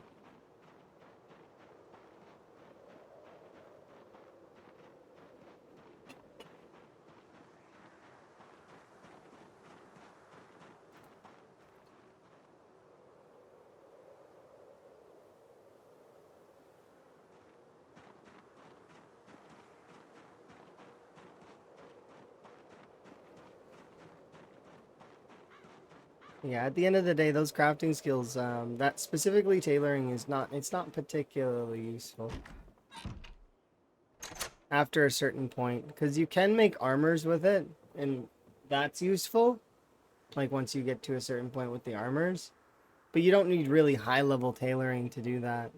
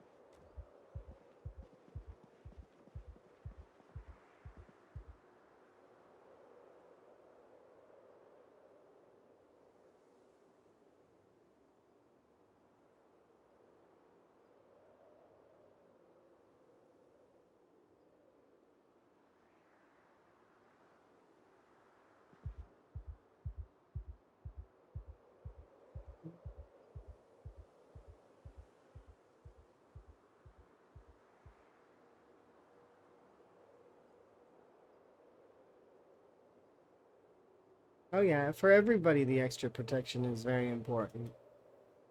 Even veterans.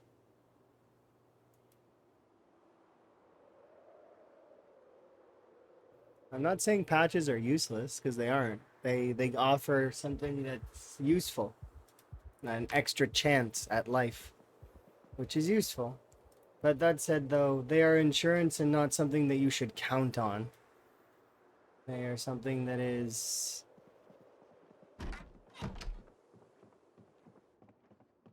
like insurance. You shouldn't count on it. You should be okay.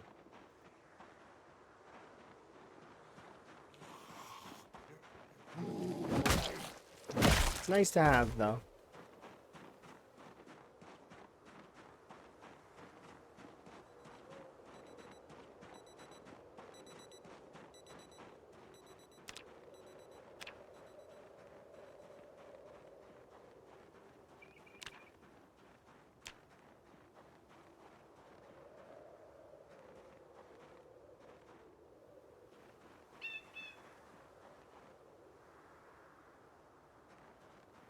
A birthday card?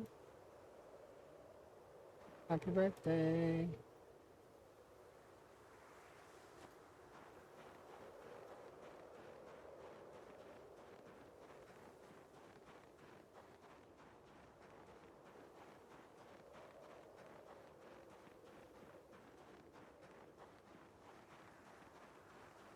Yeah, tailoring isn't something one should focus too heavily on.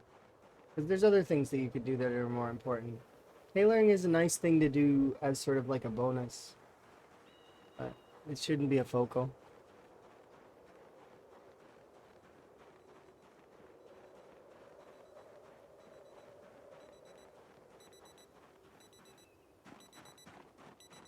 Focals should be like the important things, like getting yourself food, preparing yourself water,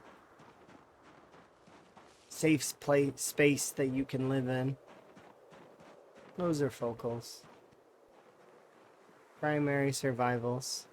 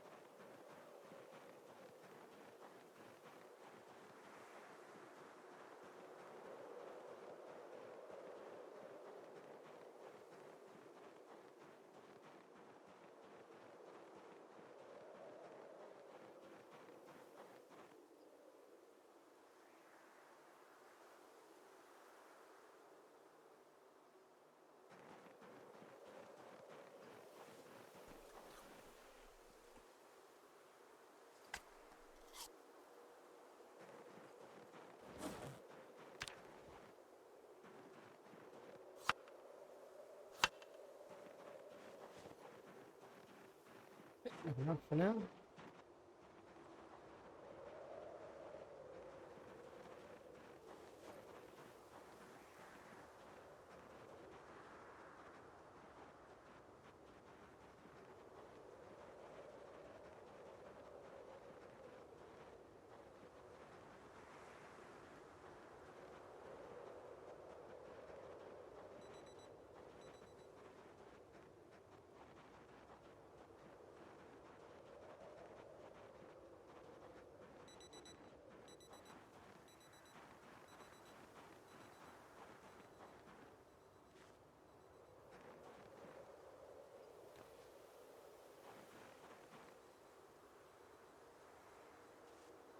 I don't like that. Why are you doing that?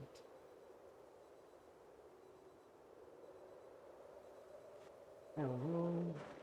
It used to be that you could just do right, and it'll put them down one at a time. Now it's just shoving the whole stack down. Which is convenient if you're trying to get it out of your inventory, but not convenient if you're trying to place stuff. It's... because I gotta place each thing one at a time, which is not necessarily a bad thing, I guess.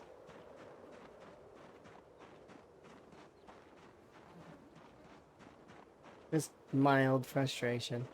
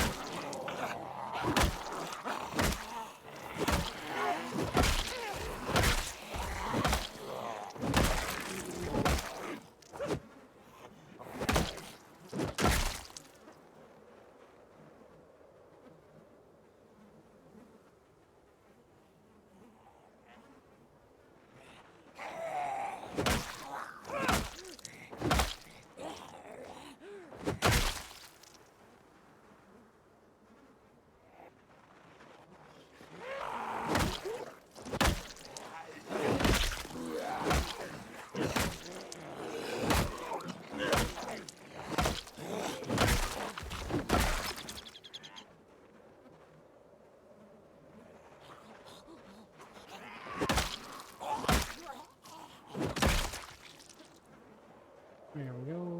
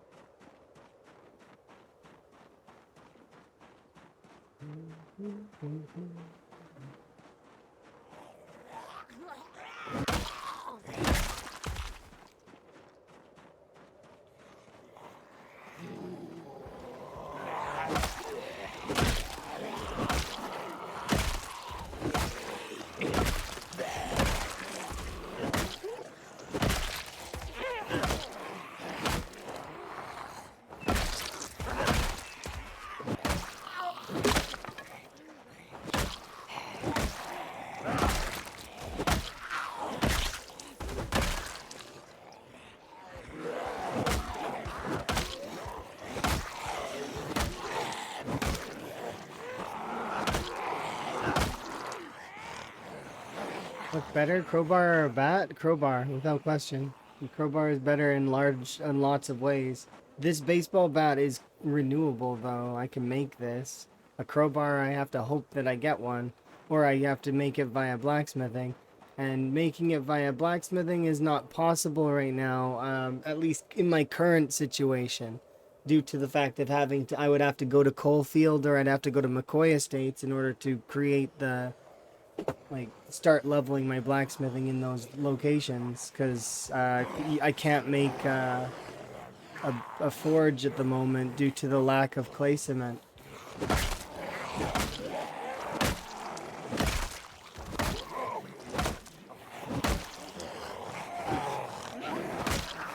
But in saying that, yeah, crowbar all the way.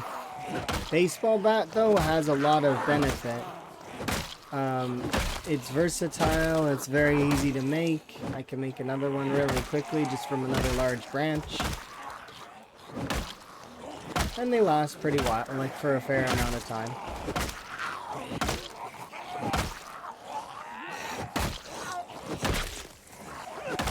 Yeah, if we happen to get a crowbar right now, I would be using that instead.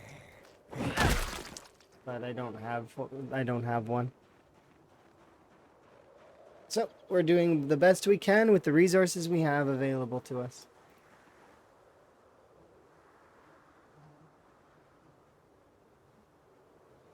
The crowbar has overall just higher durability and just is better as a result of that.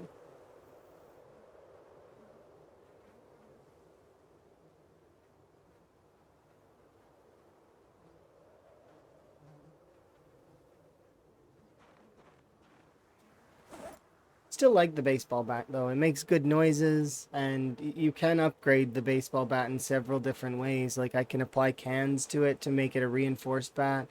I can put nails in it. And depending on what kind of bat you have, if you have the metal bat, you can actually put metal bats are fairly a lot closer to the crowbar. Like they're a lot very similar. And then if you put nuts and bolts in the metal bat, it is much better as well in terms of its damage. Plus it makes a really good noise. I really like the noises they make.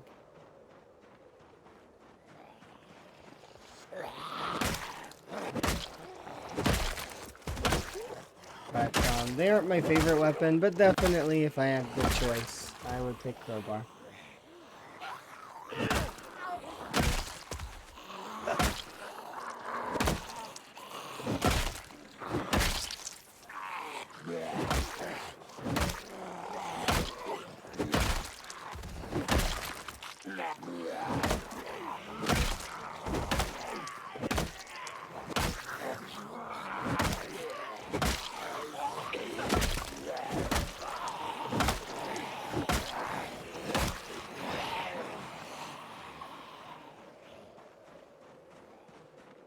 Back off, get some rest.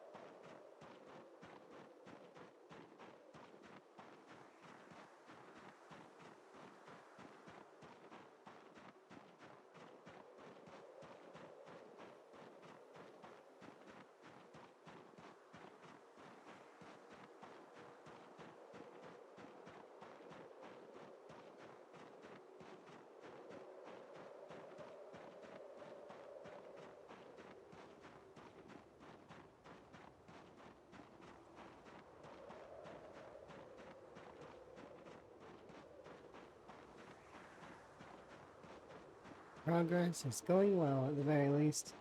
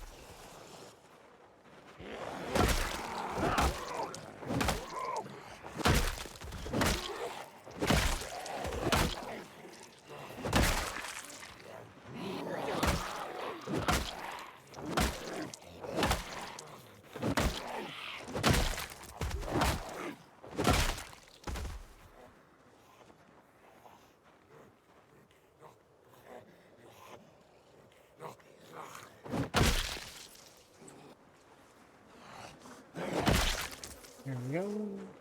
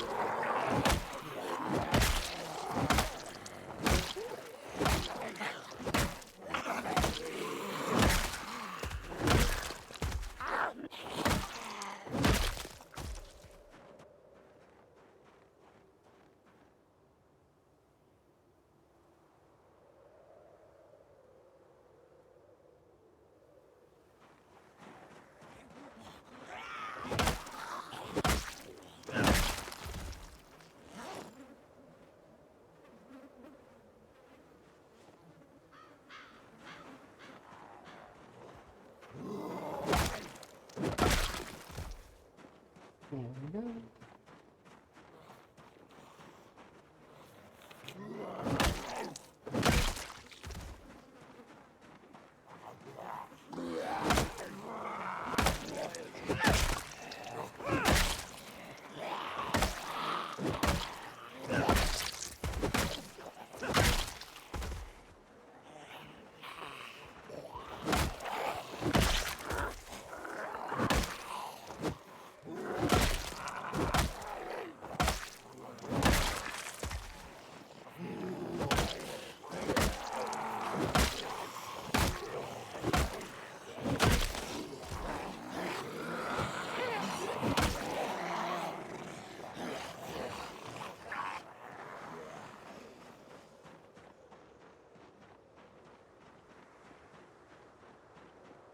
How my skills doing? And this is Riverside. West Point was where we spawned. My skills are okay. Like none of them are like super high at the moment. Nearly level 7 long blunt though, so that's kind of nice.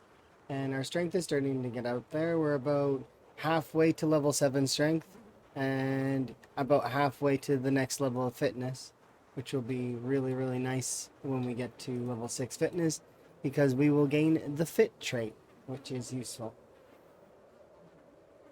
That said, we already have the stout trait, but another strength level I wouldn't be upset about.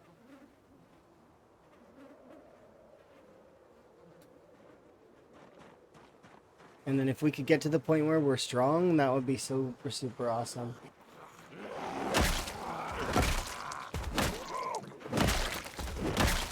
Because then we would be able to do the That's barely hanging on there. We would be able to do the next, like our next weapon skill will be a lot easier. The more strength we have, the better. Because it offsets the formula for muscle strain.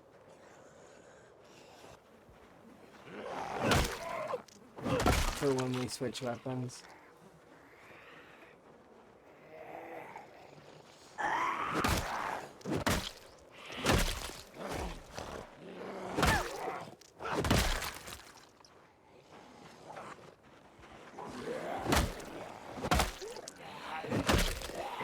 And the goal today is to do as much as I can before D&D.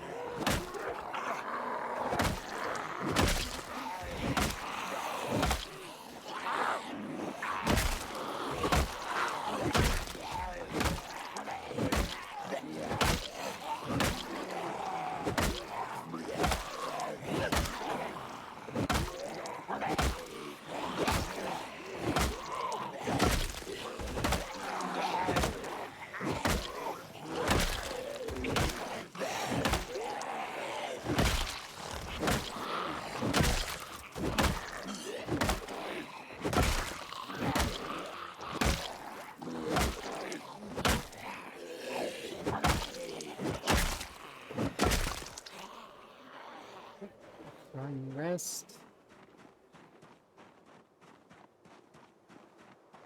Yeah, D&D is really fun. It's a fun game. And we just started a new campaign recently, like the new-ish one. So that'll be kind of fun to try that one for a bit. Looking forward to when we go back to our other campaign, but we ended our other campaign on like we nearly died but barely got out. We got rescued.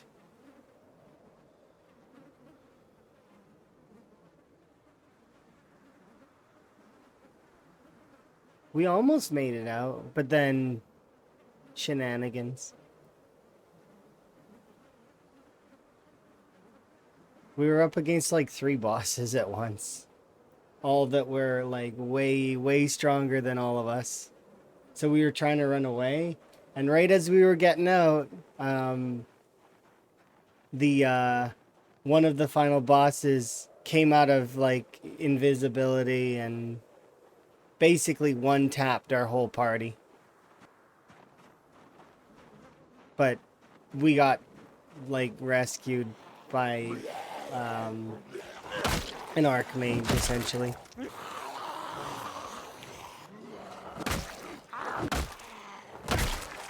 And I came in at the end and sort of got us out of there.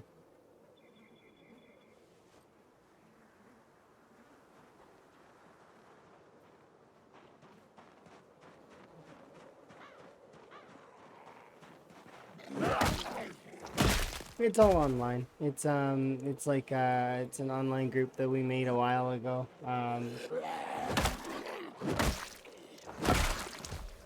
Emma plays in it too. And her DM Pepper.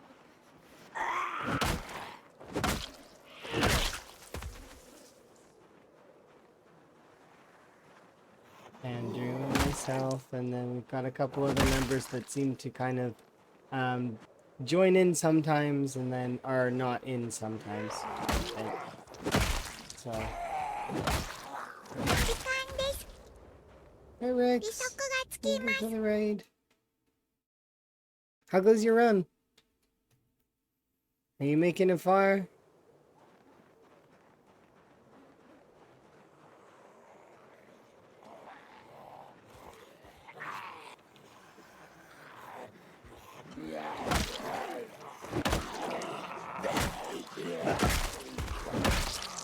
You started it again? Oh, did you have to start over?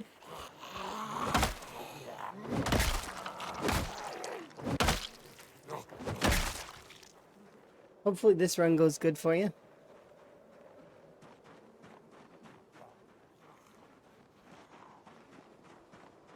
I'm making my way slowly. These 2 in really quick, and then we'll go have a sleep.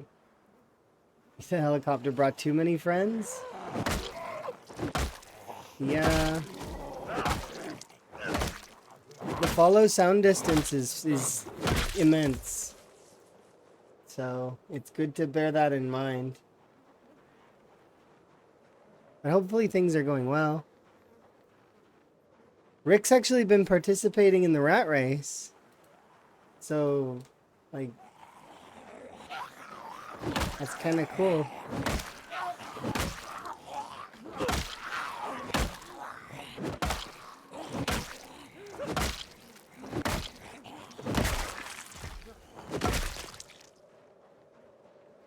Okay, I'm gonna run back and have ourselves a nap.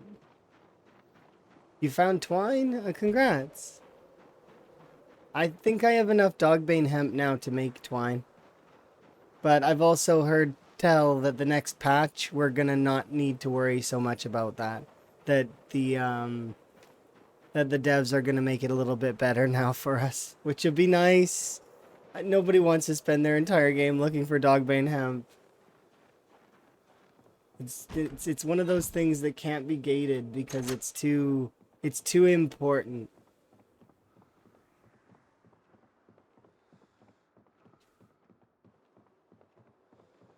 Yeah, a saw would be nice. I wish that the flint saw wasn't just a large knife. But currently, you know, yeah, if the flint saw could saw planks or disassemble, I don't care which, either one. But right now, it's not. It says in the code that it's a saw, but it doesn't do anything that the saws do. So it is not a saw in my book. I will not acknowledge that as a saw. It is a large napped knife. That is what it is. And it will not get anything else from me until it is different.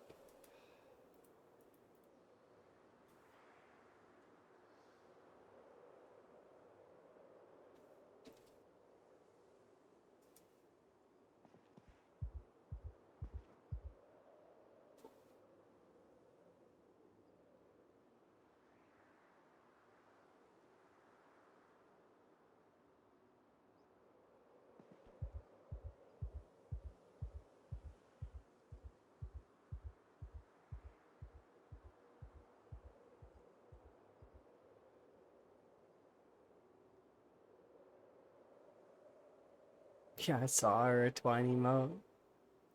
Well, eventually it's not going to be that big a deal, I don't think. I think twine will become a lot easier to manage here soon. Was there a small update to PZ this morning? Not that I know of. It's still 42.5.1 according to my thing. But, maybe?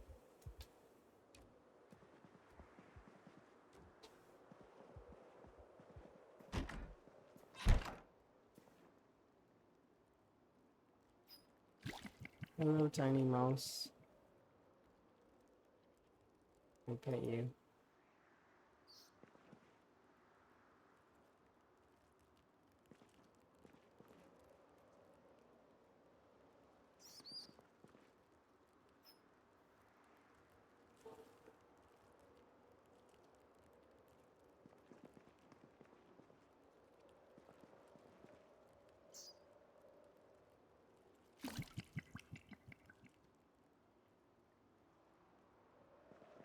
Probably a mod? More than likely. The mods end up updating a lot more frequently than PZ itself.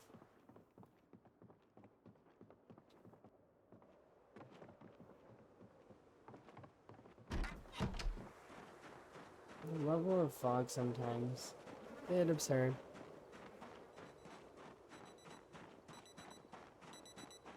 Okay, let's go get some food.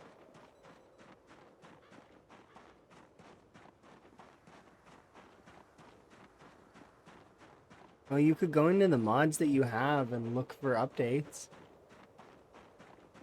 Mod creators post their own patch notes on their mods.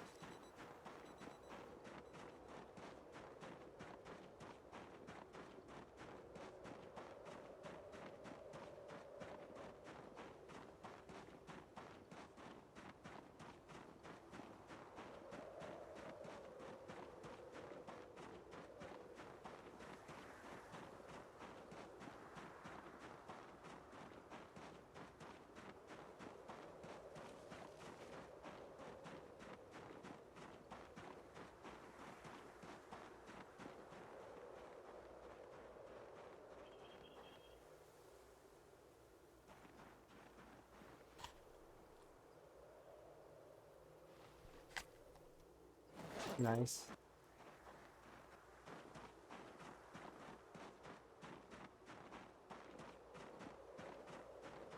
The flies mod?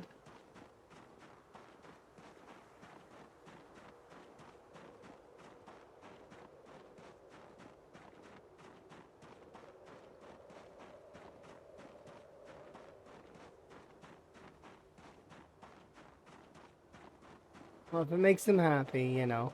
At least that them, you know, somebody wants it updated. Somebody out there.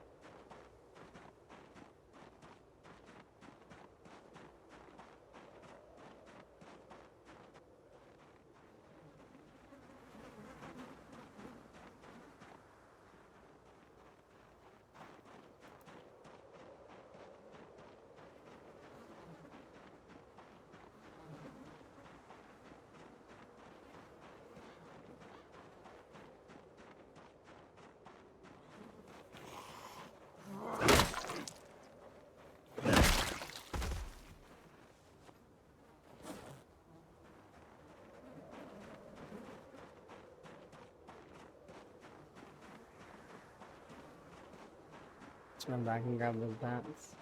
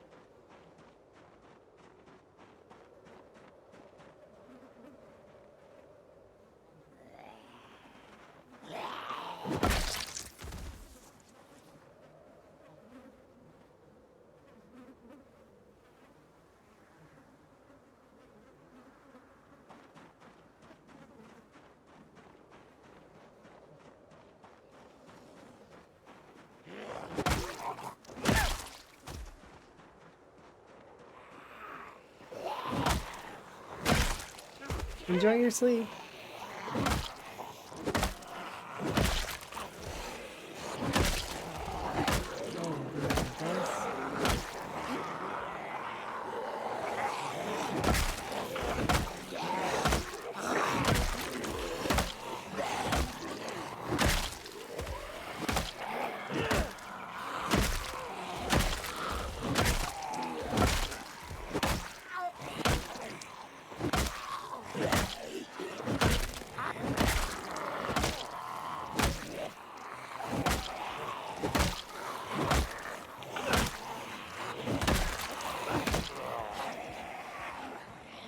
Let's go recoup.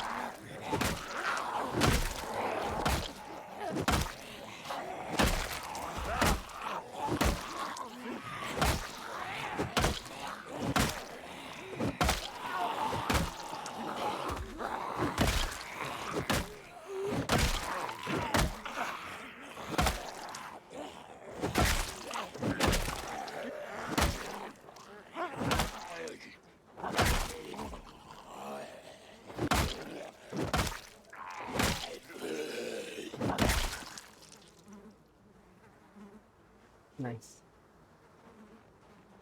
Is there a way to see which mods I have subbed on the workshop? Yeah, it's very easy. You just go into your subscriptions.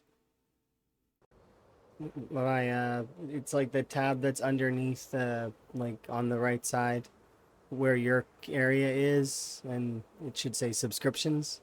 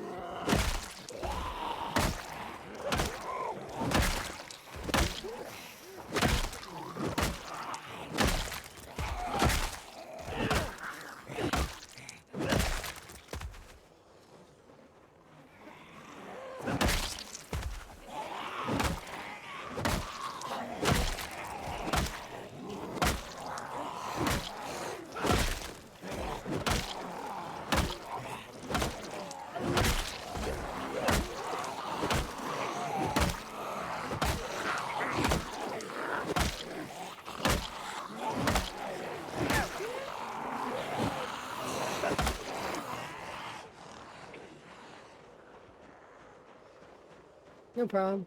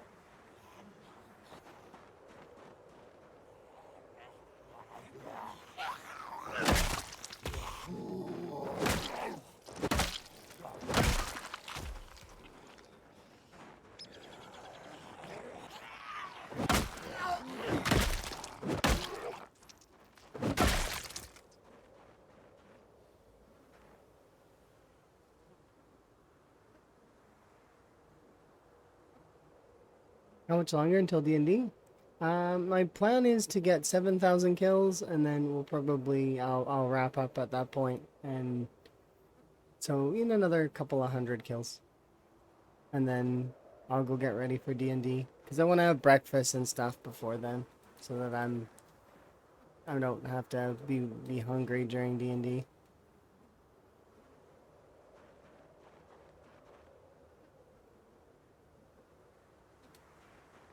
But yeah, 7,000 is not too bad.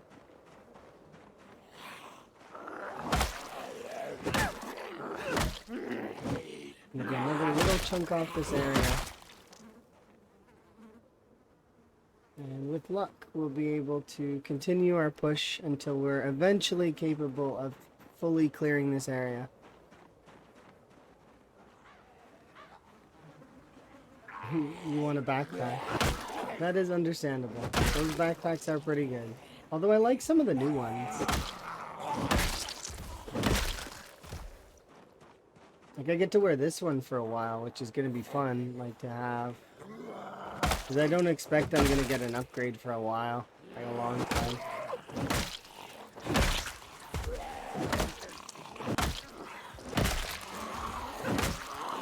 That's nothing wrong. There's nothing wrong with that, though.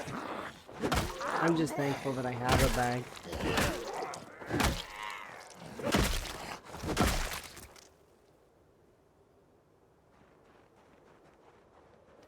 You want the last upgrade. You don't need to rush to get to the last upgrade though. You can take your time. A lot of the time when you're rushing is when you make the most mistakes. You'll get the bag when you get the bag. If you're really wanting to get it early, you could try going for one of the military areas. The ones that are out in Doe Valley, instead of going to Louisville. Like, you can choose to go to Louisville if you want to. Louisville's a good way to get a bag almost guaranteed. But there are some areas out in like the where is it? Is this one of them? It's they're out here where you can get a bag. Is it this one? Yeah, there's just like little ones that you can go in and that, or you can search along the back roads. Just keep searching the back roads until eventually you come across a survivor group that has one.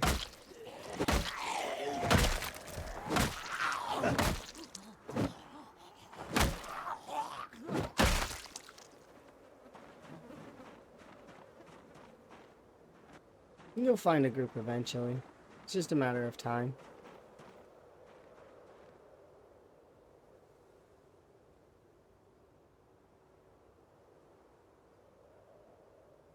You started in West Point? That's a good starting point.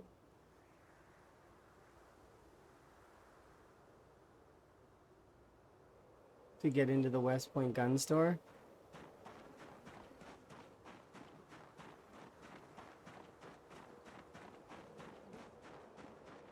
There's another way to do that, but it's it risks well, it's not super risky if you're being very careful.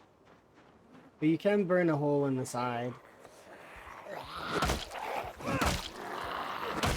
Kinda requires having gas though.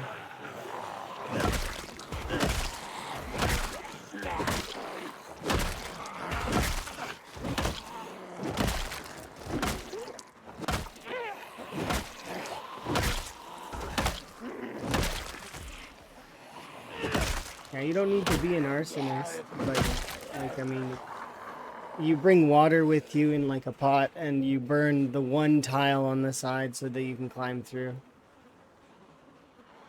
But sledgehammer's safer.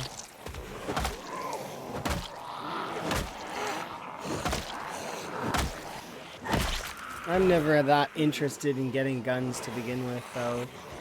Like, we finished off, what was it, Guns Unlimited? And it was like, have you ever wandered into a section of the store that you know you're not supposed to be in? Like, that's not for you? That's how it felt like, walking into Guns Unlimited after I cleared it. I was like, this is not for me. This is for other people.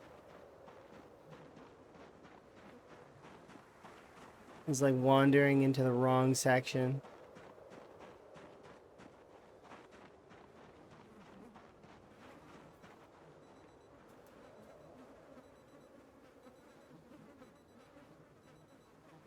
I have no idea if welding torches work on those gates.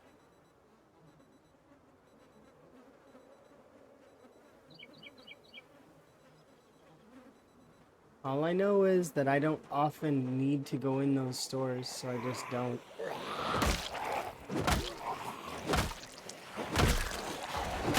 Sometimes I like going in them just to see what's there, though.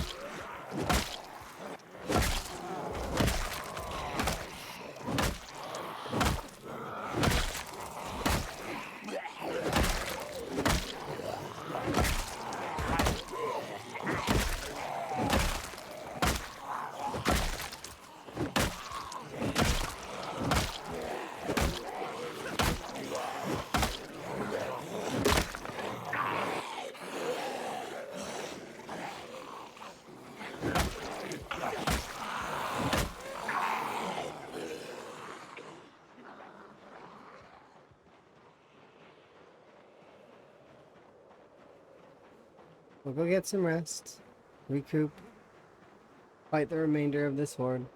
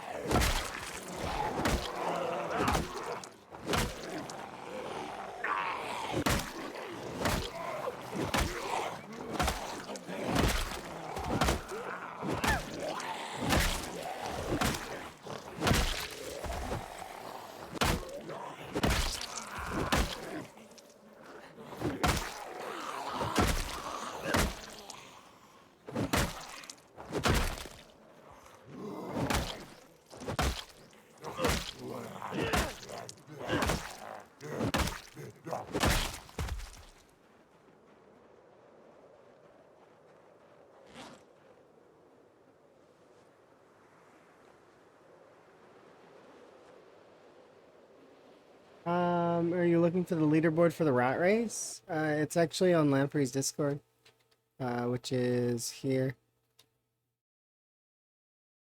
Um, it's uh, it's on Lamprey's Discord under leaderboard.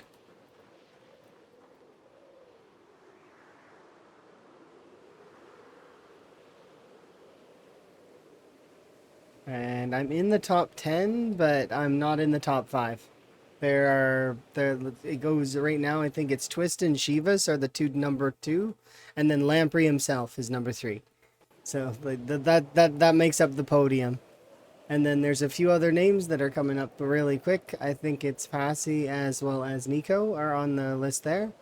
And that Shinra is up there as well. And then there's a few other names that are also coming up as well after that.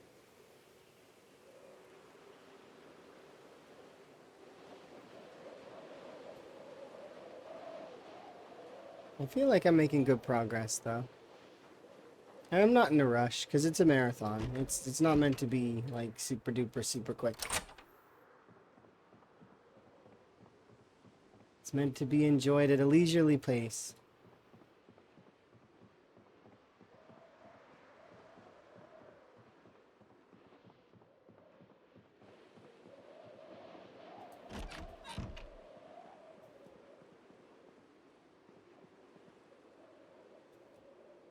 How are my skills? They're okay. None of them are level 10, but like my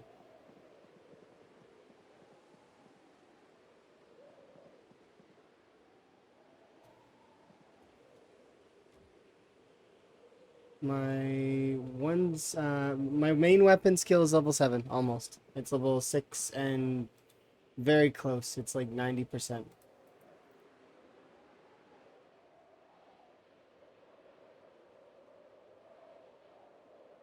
There you go. You can have a look at the skills.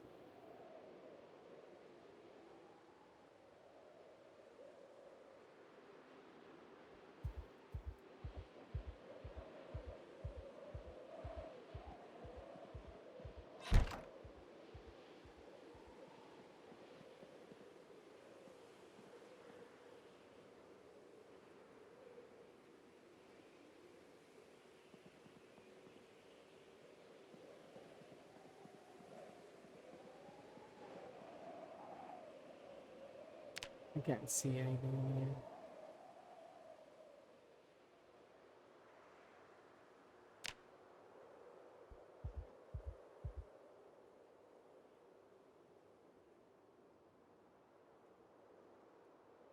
here.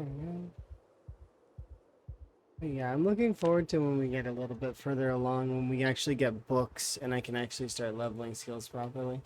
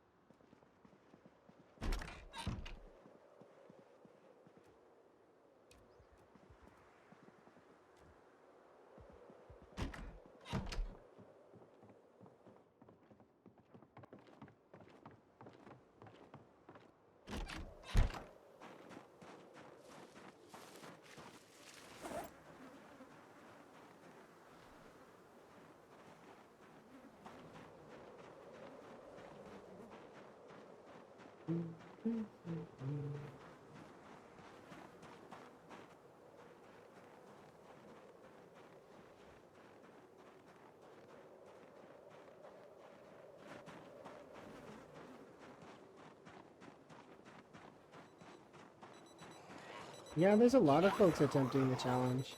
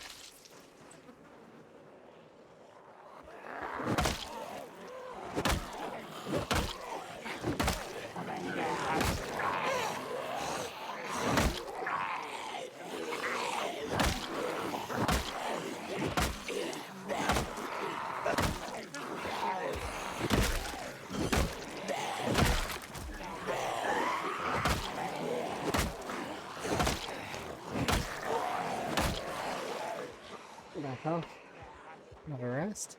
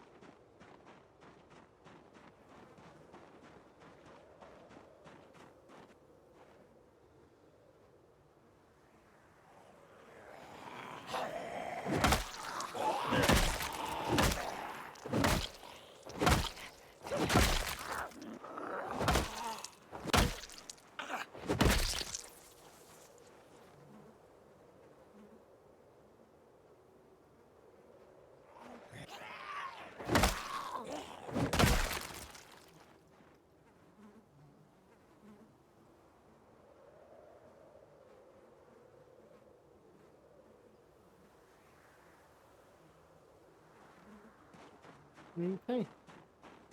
We're getting there.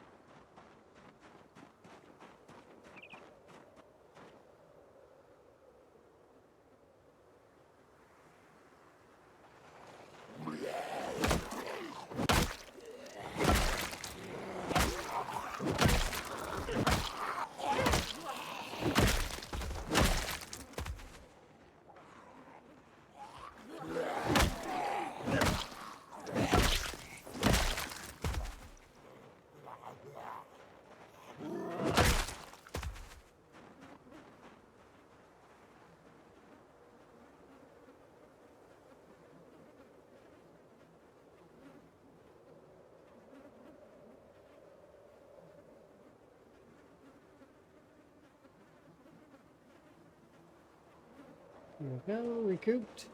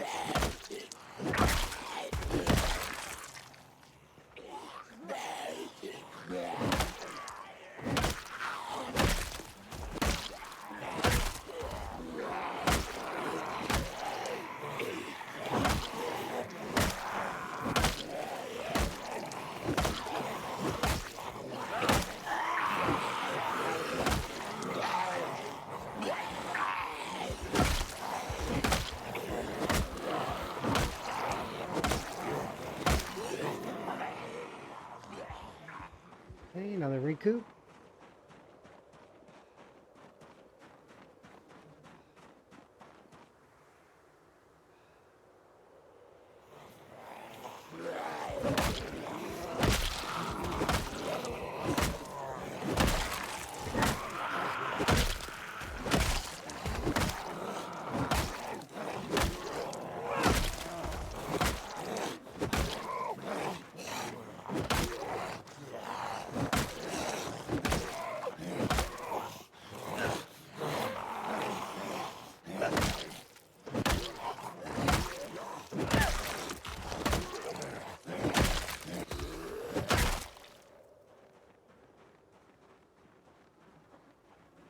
Then you need to verify through verification.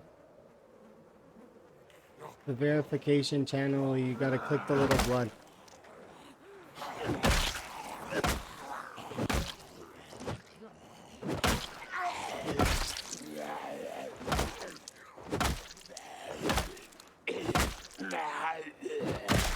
And then from there, you should be able to see the Great Spiffo Rat Race. You did that and it's not working? I don't know then.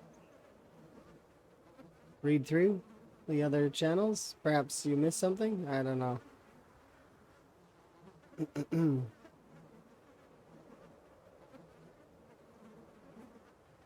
unsure, because I can see the leaderboard just fine. As well as, well, the discussions channel is the one that I care the most about, because you get to see folks like talking about stuff in there and then celebrating their victories and stuff. So like somebody finds dogbane hemp or twine or other such things, or they get their first cow, they're really excited and it's really cool. And I like seeing that. Because it's like super special, right?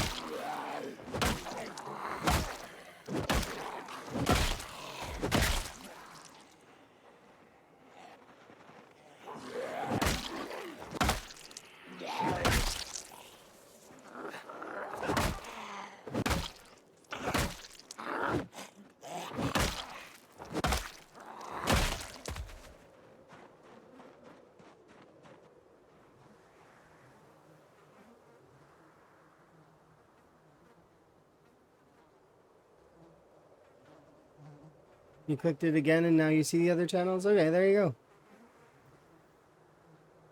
Like I said, the discussions channel is the one that's the most interesting. The rest are all different things, right? They're the settings and all that stuff. So they're the important stuff to get you started if you're wanting to participate in the rat race.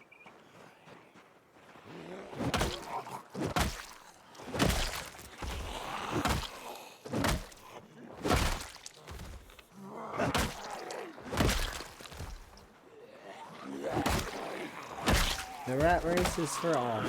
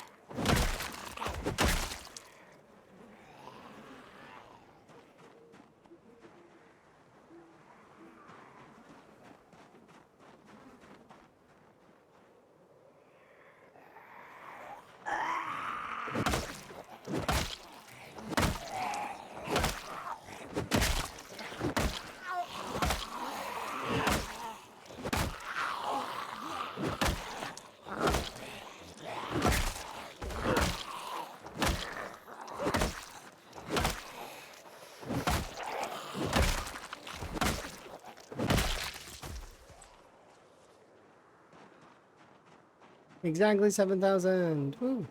Oops. And the rest here for a sec while I wait for those two remaining. Because there's...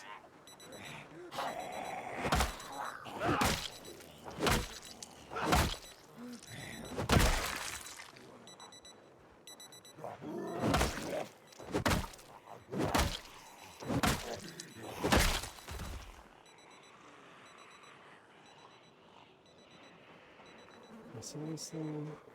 Ooh.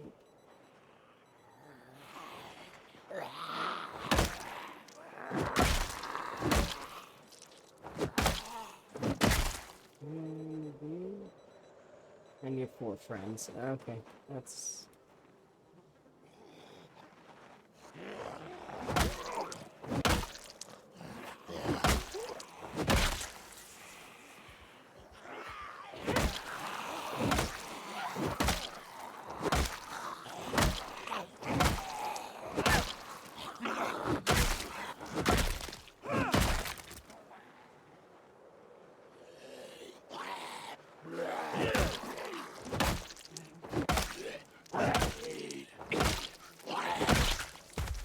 Any other ones? Not that I can see. Good. Okay, now we run back. We're gonna have ourselves an in-game nap. We'll basically be recouped for tomorrow in-game. Aside from food, obviously, but we can always go get food, so I'm not really that worried about it.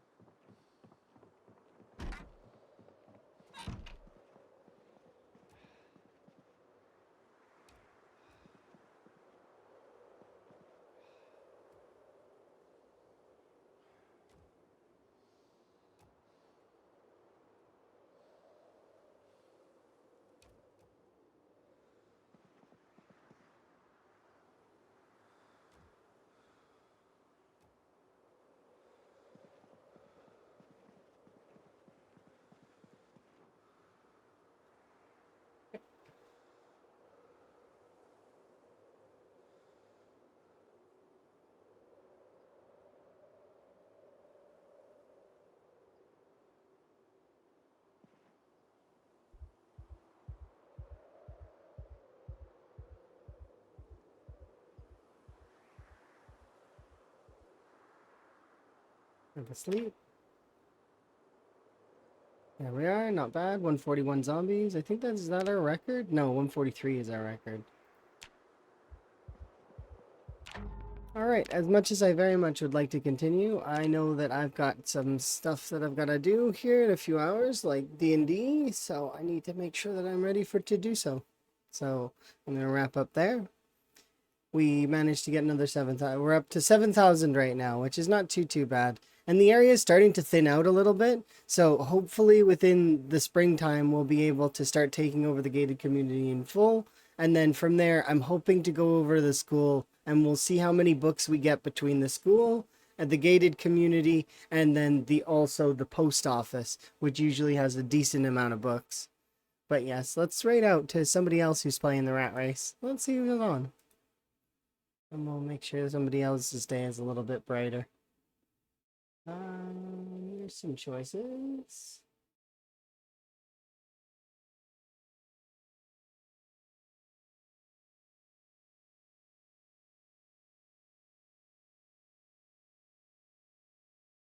Interesting. I think that what we should do is... Well, I know Miss Adams is going to be going away, so we probably should raid. So, because it makes most sense. She's going to be going to visit Molly, so she's not going to be around for a while. So, here in a little while. It's been my pleasure as always, everyone. You have yourselves a good one. Ta.